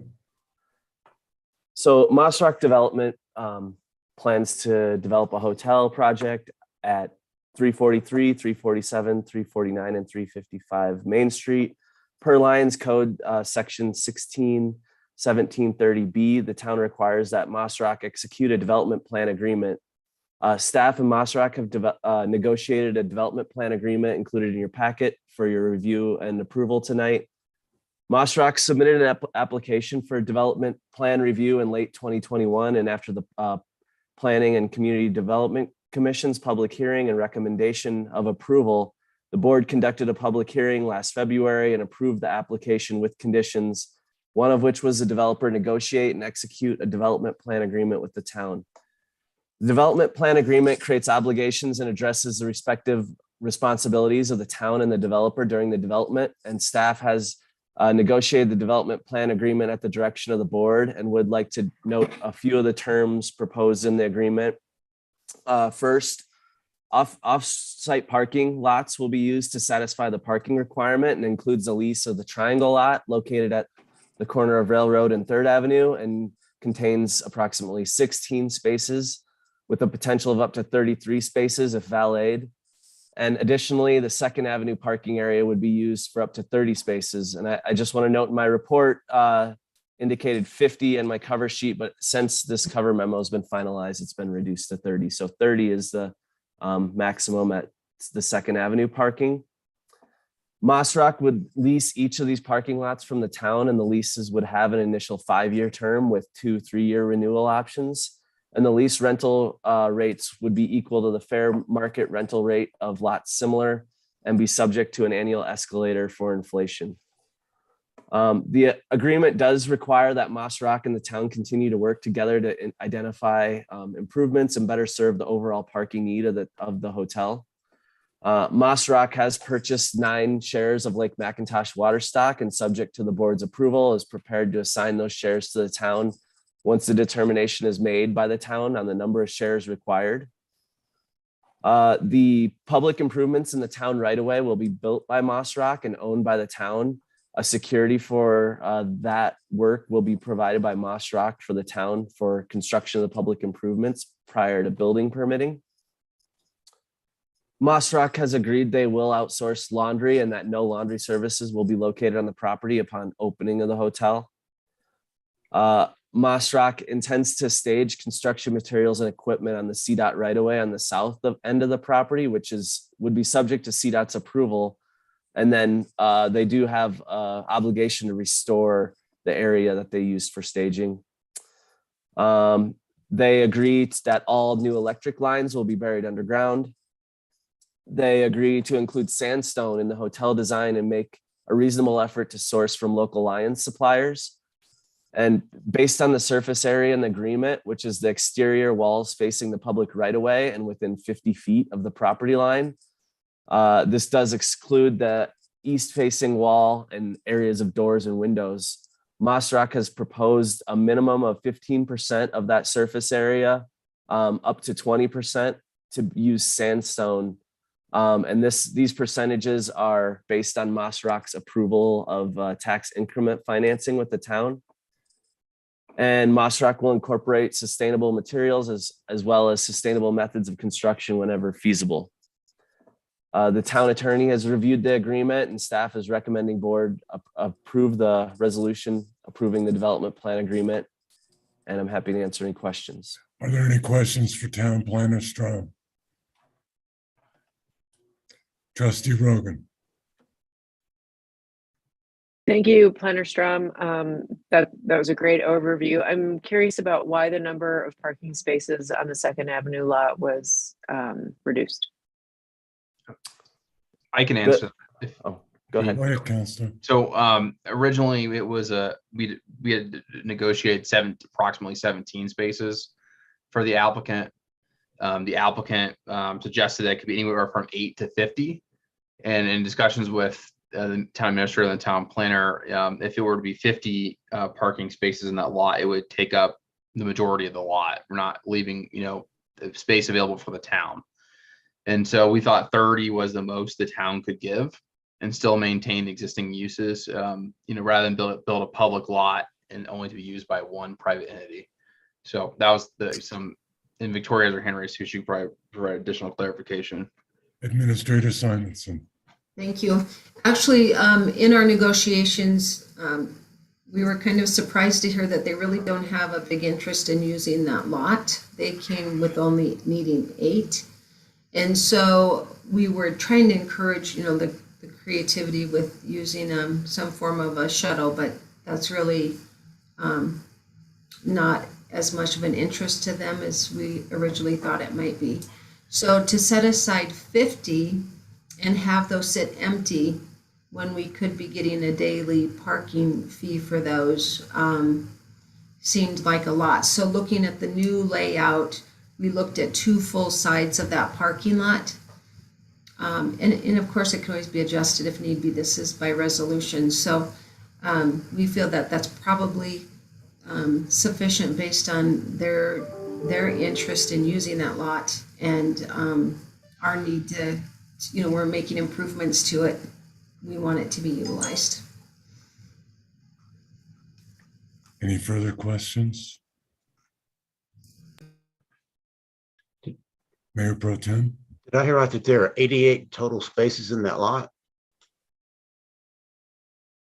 I think it's a little more than that. I think it's like 99 or 109. Okay. And is there still room in the future to expand that lot further, or does that pretty much take all the space that's there? Unless you would expand into the recycling area or beyond that, that's pretty maxed out. The engineers looked at several different layouts when we were looking at this GOCO grant, and that was to be able to get the most with the required ADA. Okay. Have the rates been set for that lot, the summer parking rates compared to the Bone Park? Because there was discussion at one time about trying to maintain some low cost, not free spaces in that lot to basically to allow people of limited income to use the park facilities without having to pay a high hourly rate. So we're hoping to keep those closest to the Black Bear Hole potentially. We want to have a mixture of free. We want to keep enough to try to encourage bicyclists to use that lot instead of Railroad Avenue and High Street. And then, so I think we're going to look at maybe a combination of different rates for to both encourage people to park there, but also not to make it so expensive as the other parks. okay, thank you, appreciate that. Any further questions?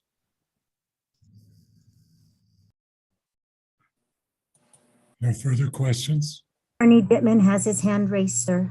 Oh, I'm sorry, I can't see you. Counselor. Yeah, no worries. I did receive a late request from the applicant to make one minor change in the last draft that was submitted to you guys.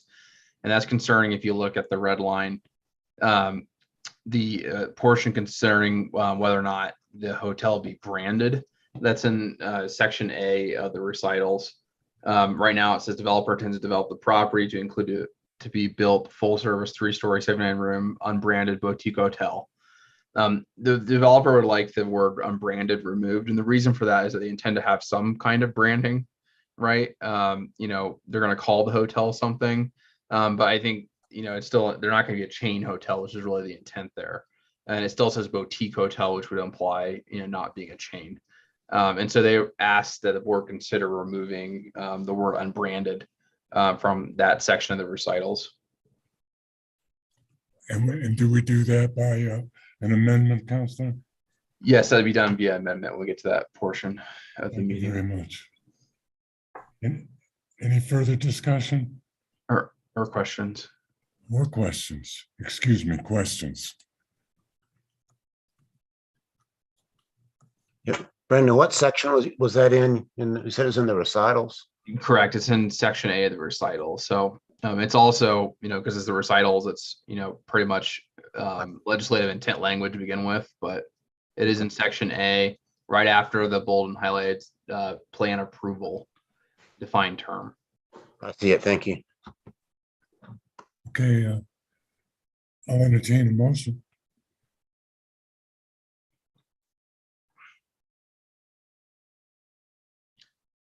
Mayor Pro Tem? I move the adoption of resolution 2022-36, approving a development agreement with Moss Rock Development LLC. Do we have a second? Second. We have a motion and a second. Are there any amendments to be offered at this time? Trustee Rogan. Thanks, Mayor. Yes, in section 2.11 regarding fire, I would move to add Developer will create, in conjunction with the Lions Fire District, a wildfire evacuation plan and will submit said plan to the town. Do we have a second? Second. We have a motion and a second as stated by Trustee Rogan. Any discussion? Trustee Rogan. Yeah, as the wind howls outside, it occurs to me that having an evacuation plan to simply get people out of the building is one thing, but with cars dispersed around town, I think that we need a solid plan to be able to move everybody in that hotel out of town if the situation requires it. And I personally think that that's a very, very good idea, considering what's been happening along the Front Range lately. Thank you, Trustee Rogan. Any further comments? If not, I'll call for the vote. Mayor Angelo, Aye. Mayor Pro Tem Browning, Aye. Trustee Lowell, Aye. Trustee Waugh, Aye. Trustee Rogan, Aye. Trustee Caravas, Aye. Trustee Miller. Yay. And Trustee Rogan, would you mind sending us that language? I'm not doing as good a job as usual keeping track of these, so Not at all. thank you. Okay, could anybody offer the amendment that Councilor suggested, Mayor Pro Tem? I move to amend in the recital section, paragraph A, in the third sentence, I move to remove the word unbranded. Do we have a second? Second. We have a motion and a second as stated by the Mayor Pro Tem. Any further discussion? If not, I'll call for the vote. Mayor Angelo, Aye. Mayor Pro Tem Browning, Aye. Trustee Miller, Yay. Trustee Caravas, Aye. Trustee Lowell, Aye. Trustee Rogan, Aye. and Trustee Waugh. Aye. The amendment passes unanimously. Are there any further amendments?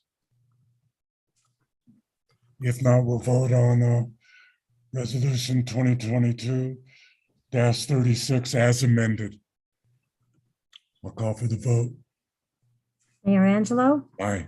Mayor Pro Tem Browning, Aye. Trustee Waugh, Aye. Trustee Rogan, Aye. Trustee Lowell, Aye. Trustee Caravas, Aye. Trustee Miller. Yay. Resolution 2022-36 passes unanimously. Madam Clerk, could you please read the next item into the record? Yes, the next item is Resolution 2022-37, a resolution of the Town of Lyons, Colorado, amending the 2022 budget. Staff? Good evening, and I will share my screen if that's okay with you, and we will kind of tally between so that you're able to see what you would need to see for roll call and questions. Go right ahead, Madam Finance Director. Okay. All right. So as you'll recall, we reviewed 4 projects with the board at the March 7th board meeting for project shortfalls and funding proposals. This presentation is very similar to what you saw before with some changes to the proposed amounts, and I'll point those out. Just a reminder that the 4 capital projects with the funding shortfalls are the Safe Routes to Schools project, the Black Bear Hole project and 2nd Avenue Trailhead, the trail extension, and the US 36 Broadway improvements project. So the first project that we're going to look at is the trail extension, and that project currently has a funding shortfall of approximately $87,000. The shortfall funding proposal was to delay that project to 2023 in order to be able to utilize the parks donation and the funding amount of $152,000 for other projects. The Safe Routes to School project has a shortfall of $194,000. The funding shortfall proposal that is in the budget amendment is to utilize the Parks Fund of $17,000, the Trails Extension Project funding, Parks Fund portion of $152,000 that was mentioned in the previous slide, and then also to delay the small dog park project and utilize the Parks funding of $25,000 for that project. The next proposal is the Black Bear Hole and Second Avenue Trailhead, which is the GoCo funded project.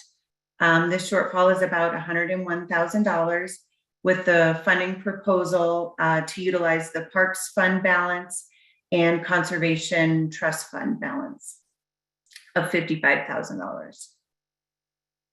And then the last project, and this is the one with the most changes that you'll notice, is the US 36 Broadway improvement and multimodal trail project. That funding shortfall is approximately $449,000. And this is the proposal that changed the most from what you previously saw in the March 7th meeting.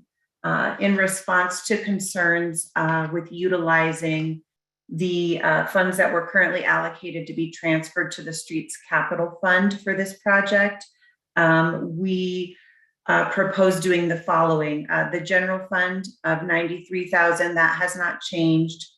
Delaying the depot landscaping in the amount of $50,000, and that has not changed.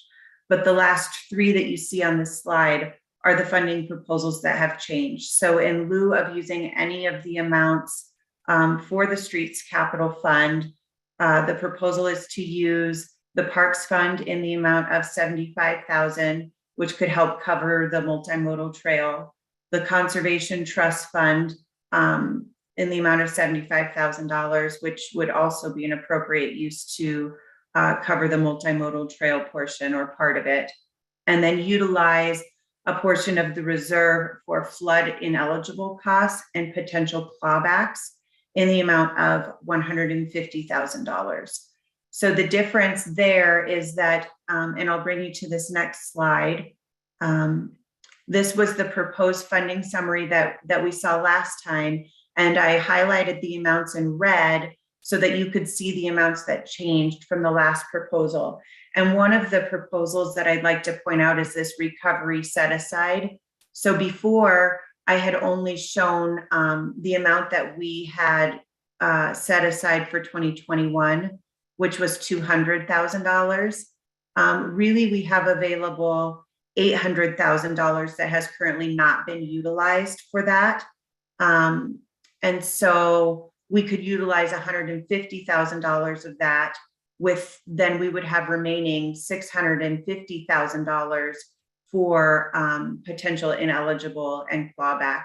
And then we would continue to set aside fund balance as the budget allows and as future boards approve that amount. So what that would do is you see the amount down here that we had $300,000 to transfer to the Streets Capital Fund. We would not be utilizing any of that, and therefore there would still be the $300,000 that we would transfer in 2022, in addition to the amount that was transferred in 2021, for a total of $600,000. And then I'd like to caveat this with that any additional funding sources that are pursued and are continued to be pursued can be utilized in lieu of any of the funding options listed above. And so that's what the resolution and the Exhibit A show and detail out for you. And I would be happy to answer any questions if you have any. Mayor, would you like the screen back? Are there any questions for Finance Director Eystone? Mayor Pro Tem? So if additional grant funds are obtained from whatever source, for example, the Broadway project, and those are available to be used, we could replenish some of these other sources of funds. Is that the intent? That's correct. And I think what my intent would be, because when we set aside that fund balance, it's not actually appropriated necessarily in the budget. It's just assigning that balance. So what we would do is just, this resolution actually appropriates the dollars, whereas if we were to get additional funding, we would just switch that appropriation and then reassign those to be utilized back into that flood balance if that's what was decided. Do we need to, we, the board, need to specify the order in which any additional funds would be used to replenish these balances? Like, you know, first replenish the recovery set aside, the flood funds versus the parks funds versus conservation trust. Is that, should we leave that to staff, or is that something the board should specify? You know, I think it's probably up to the board to give that guidance. I'm happy to take that into consideration, definitely. Okay, thank you. I'll make a motion on that in a few minutes then. Further questions? I'm glad Tracy's on. Are these overages on the projects due to design elements, material costs, labor costs? What are causing all these projects to come in over what we expected them to cost, Tracy? So as I presented the last time we talked about this, we are seeing a rise in administrative and design costs. So design costs used to be 10 to 15% of your project budget, and now it's 20 to 25%.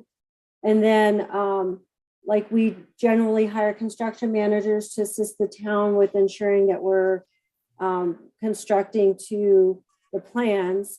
And also with CDOT funding, which 3 of the 4 are CDOT funded, there's a lot of documentation required for these. You have to go through review processes, you have to do Davis-Bacon when you're doing construction. But it's not to say construction costs haven't gone up either. But I think overall, though, we've really seen it in the engineering and administrative costs. That's where we're seeing quite a bit of the added costs right now. My concern is, and I've expressed this to Finance Director Eystone as well, is we're in an inflationary spiral right now. And I think that what we're going to see are additional costs in regard to materials. I really do. And so hopefully we can offset that with additional funding sources, because I think that in reality, that's going to happen. I mean, just talking to people recently, just like the cost of wood is just outrageous, you know, things like that. But I think that we have to keep a keen eye on this. And I think that it should be left to the future board to prioritize where any additional funding would go. But I hope there is additional funding that can pay back some of these areas that we're taking money out of. And I'm very, very happy that we're not taking any money out of the streets fund. Further? Sir, Tracy has her hand up. Tracy? And Logan did as well. Go ahead. I just want to add, you're exactly right. You can anticipate construction costs are probably going to go up. But that's why we also calculated a 10% contingency to all these estimates. So if we come in under, that's good, then we can shift some money around, but we are trying to be conservative in what we're projecting here. Good. I just wanted to add that. Any further questions for staff? Trustee Rogan has her hand raised, sir. Oh, excuse me, Trustee Rogan. That's okay. Can you remind us when the end date is for potential clawbacks? So the set aside is for two things. I do want to mention that. It's for ineligible costs, which are costs that we've already incurred. And right now we've incurred, there's about $1 million, but we've already covered that with our set aside. And then you close out with FEMA, and you may have more ineligible costs when you do close out, but the state is seeing that that's around 1% or less. But then clawback is when the OIG, the Office of Inspector General, comes back and does an audit. And they're really auditing FEMA in the state, or FEMA, yeah, in the state. They're not auditing us. But that's when, if there's any discrepancies there, then the state can come back and say, you guys need to pay us back. It's not, the OIG is going to go after the state if they want any clawback. However, that timeline depends on when we close out, when the entire disaster is closed. So we're not fully closed. We have over 30 projects that FEMA still needs to close with us. I believe Boulder County still has projects to close, and so does the city of Longmont. So once the whole disaster is closed, then it's 3 years from that point. So really, it could be years from now, because FEMA has up to 18 months or more to close out our projects. And we've had many projects in the queue for years, and they haven't even looked at them yet. So it could be years down the road, honestly. Okay, thank you. Any further questions? If not, I'll entertain a motion.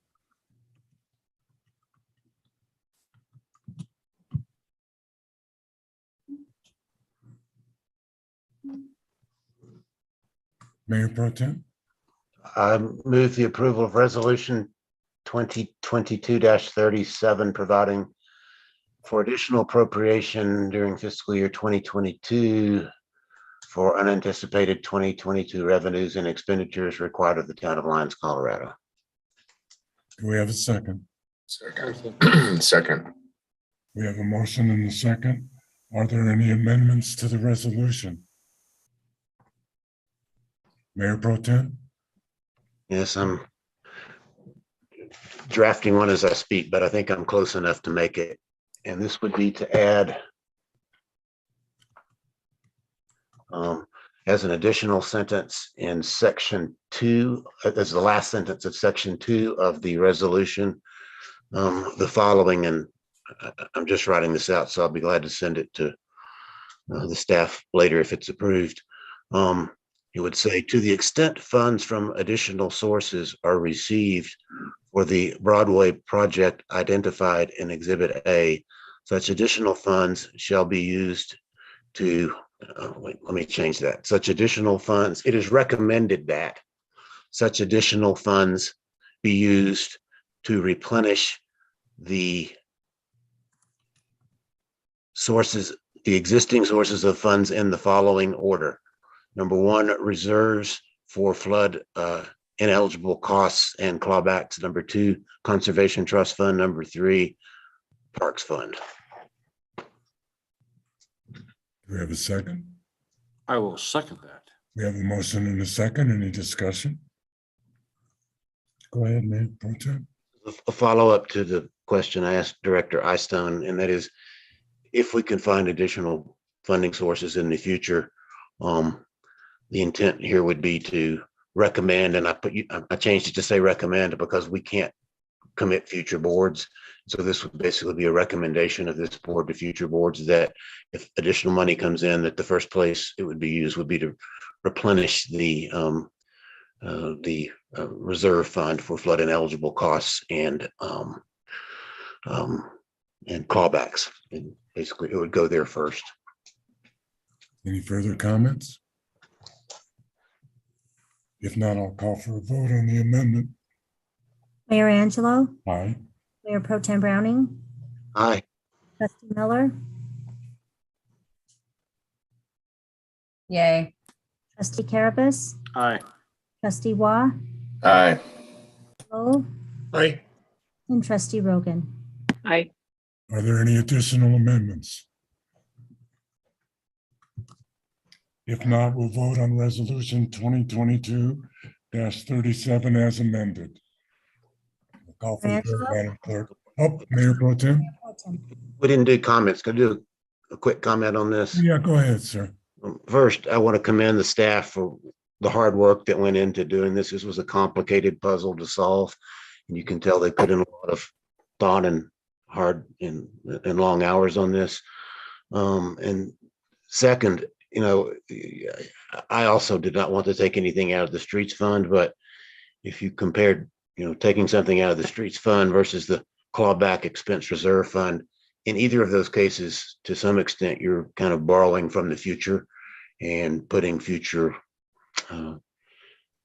town finances at risk. But to me, it's kind of a toss up on which of those is the bigger risk. I guess it's somewhat easier to do the flood reserve because that's an unknown. It's something that's important to do, and every board for the last 6 years, I think, has tried to set aside $200,000 for that, and we're shortchanging it potentially by doing this. But it's always been, to some extent, guesswork as to how much is going to be enough. I mean, even if we set aside $200,000 a year for 10 years and we get a clawback bill of $3.5 million, the town's still going to have to figure out a way to finance that with FEMA and the state. So I guess neither one of those is an agreeable choice, but I'm willing to live with this one, and maybe some additional funding sources will be identified. And if so, I sure hope it goes back into the flood recovery fund, set aside, I should say. Additional comments? I would also like to thank the staff. I know that Administrator Simonson's main strength is finding additional funding. I have all the confidence that she'll be able to do that. I appreciate all the work that Tracy does in regard to the projects. And Finance Director Eystone, you make financing very, very easy to understand. Thank you. I thought it was a phenomenal presentation. Additional comments? I'll call for the vote. Mayor Angelo, Aye. Mayor Pro Tem Browning. Aye. Trustee Lowell, Aye. Trustee Waugh, Aye. Trustee Carabas, Aye. Trustee Rogan, Aye. and Trustee Miller. Yay. Resolution 2022-37 passes unanimously as amended.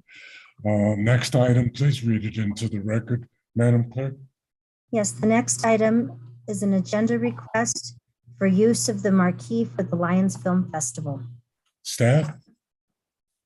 Thank you. In your packet tonight, you have a request from Jackie Brennan on Evans Street for a request to post the International Film Festival that's planned to be held April 29th and 30th on the town marquee. And as you know, currently the town current policy does not allow for any events that are not associated or sponsored with the town.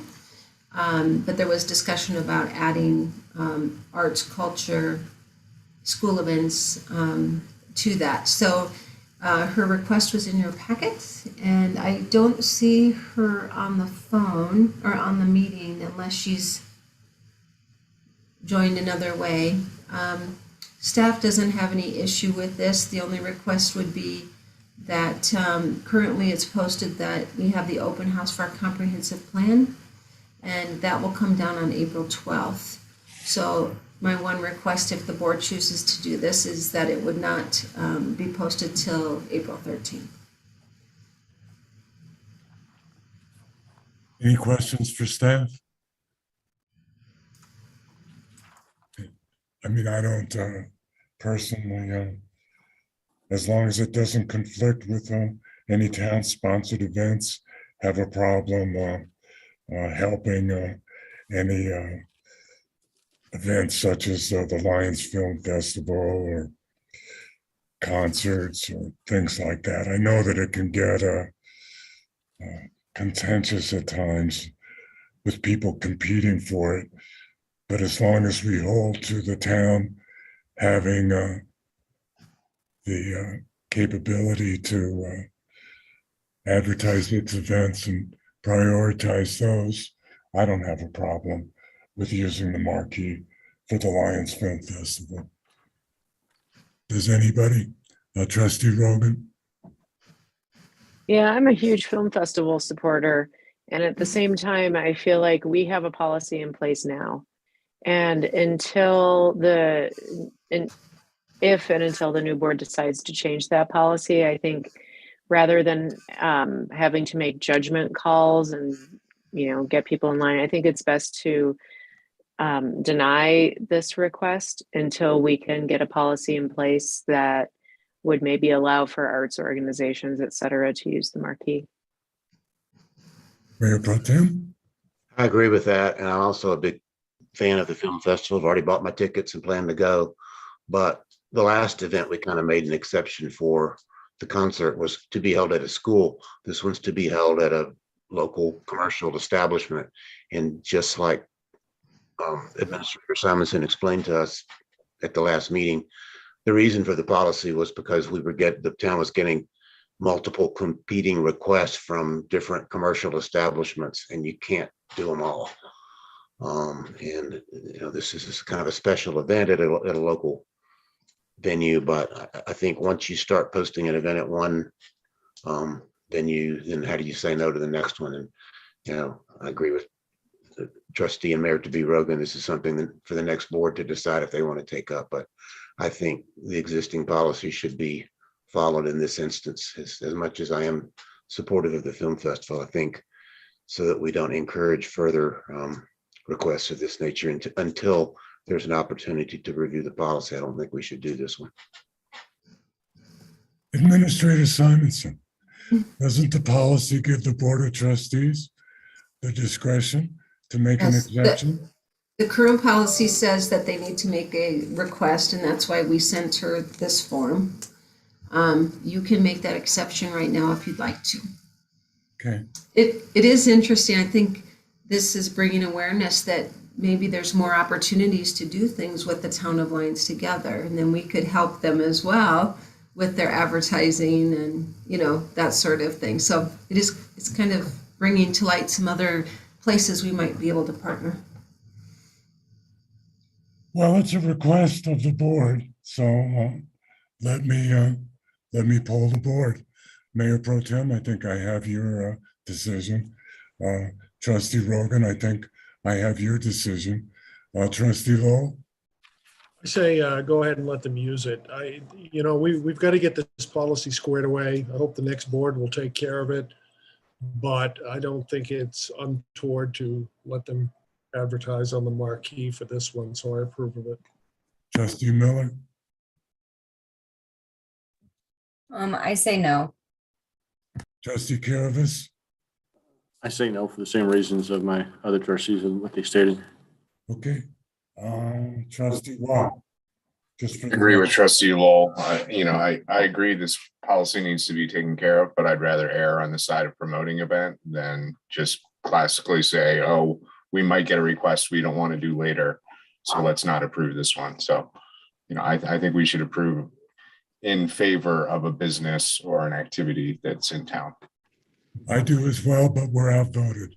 And so this request will come before the new board and for their decision to change the policy, regrettably, but that's you got to count the votes.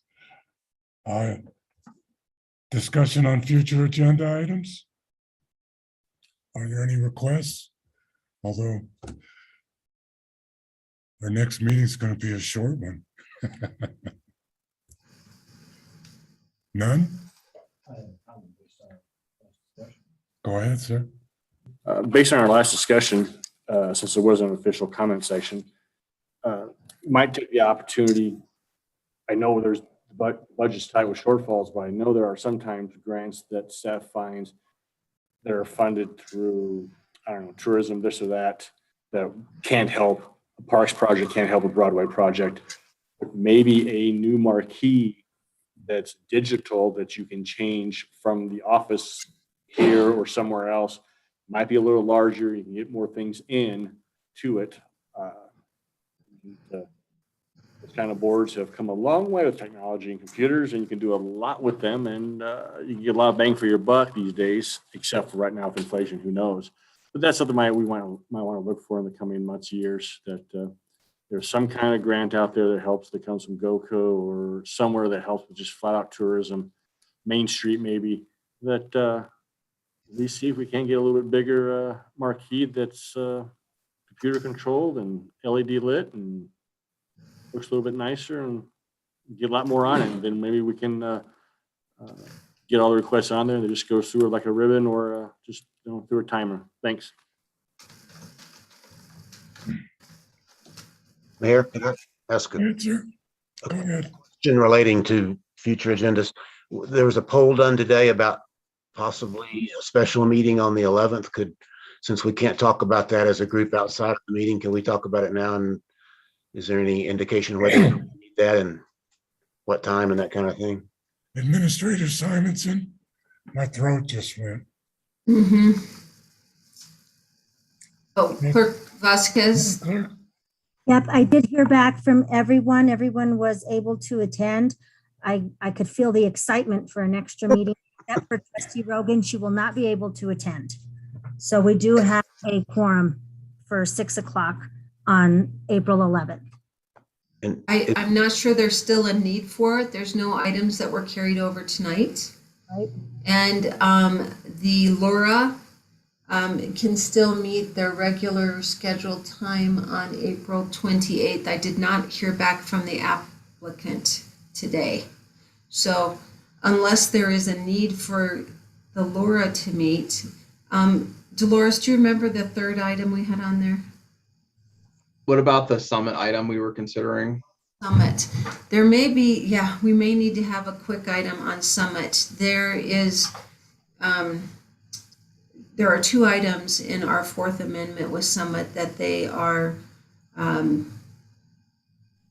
questioning, well, not questioning, it just, we need to clarify.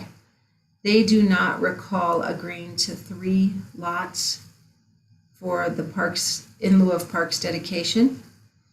And so lot 17 is in question. When they submitted their building permits, they were counting on that lot for their 24th single-family home. The other item within the Fourth Amendment was the need to replenish. You know how we have an administrative set aside for the cost of our engineers and staff times toward issues. When that gets down to a certain level, we ask people to replenish that. And that seems to not be something they planned on either. But we will confirm if we can try this week to still work through those two things as agreed to in the amendment. And if not, they will need to come before the board. I don't have the authority to make any adjustments on that. I honestly don't think it would be wise for them to come before the board. I think that it would be prudent upon them to abide by the terms of what they signed. Trustee Vol? I was just going to say the same thing, Mayor. I would think it would be fairly easy to review the notes wherein the transference of those 3 lots were discussed. I believe they were present on that. There are 2 representatives. I forget their names, but I believe they were there. We have gone through that and shown all of that to them. The problem is if they don't have 24 single-family homes as committed to for the DR funding, then it becomes a state issue. So it will be up to them if they want to come back and request, maybe to pay the dedication fee and take that one back so they don't, so we don't open up a can of worms with the state. But it just came to light, and I would rather have this board deal with it since you approved that development agreement. So if anything, it might need to be a special meeting to address that. I think the other issues can all wait. Well, there won't be issues with the two development agreements, and Laura, I believe, can wait till the end of the month. So we'll do our best at the staff level to work through it, but in the end, I guess they have the ability to ask the board to meet, to review that. Thank you for the update, And Administrator then, Sutherland. Mayor, may I address the digital sign? You may, because we talked about it. Go right ahead. The last time I looked, digital flashing signs were not allowed on Main Street. And part of that is due to CDOT. They look at that as a distraction on a state highway, especially at a curve where we have pedestrians crossing at Third. I'm not sure they would approve it, but before they would even go to approve it, I think we need to take a look at our own code because I don't think we allow it. I didn't say it had to flash. I just said it had Oh, to. well, no, I think anything like that, anything moving, but Because we already have the portable ones. We already have the temporary ones we have sitting on the side of the road. every time we do that, we get CDOT permission for an emergency. Yeah. So I think the new board we can certainly look into it. We totally agree it would be much easier and much more efficient to change it from our computer. But I think we'd have a couple steps to do that before it can just happen. Okay. Summary of action items. I don't have much. I have potentially work on the 1.4 water share issue with Longmont and notify Ms. Brennan of the board's decision on the marquee. Everything else were amendments to resolutions and ordinances. Did I miss? Do you have more, Victoria? Administrator I had two. Sutherland. That's all I have. Counselor. That's all I have. Good. I'll entertain a motion to adjourn. So moved. Second. Second. I'm sure there won't be much discussion. I'll call for the vote, Madam Clerk. Mayor Angelo, Aye. Mayor Pro Tem Browning, Aye. Trustee Lowell, Aye.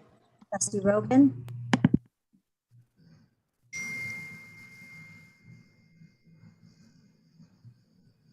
Oh. thumbs up. Trustee Caravas, Aye. Trustee Waugh, Aye. Trustee Miller. Okay. This meeting is adjourned. Stay safe, everybody. Good night. Good night. Thank you.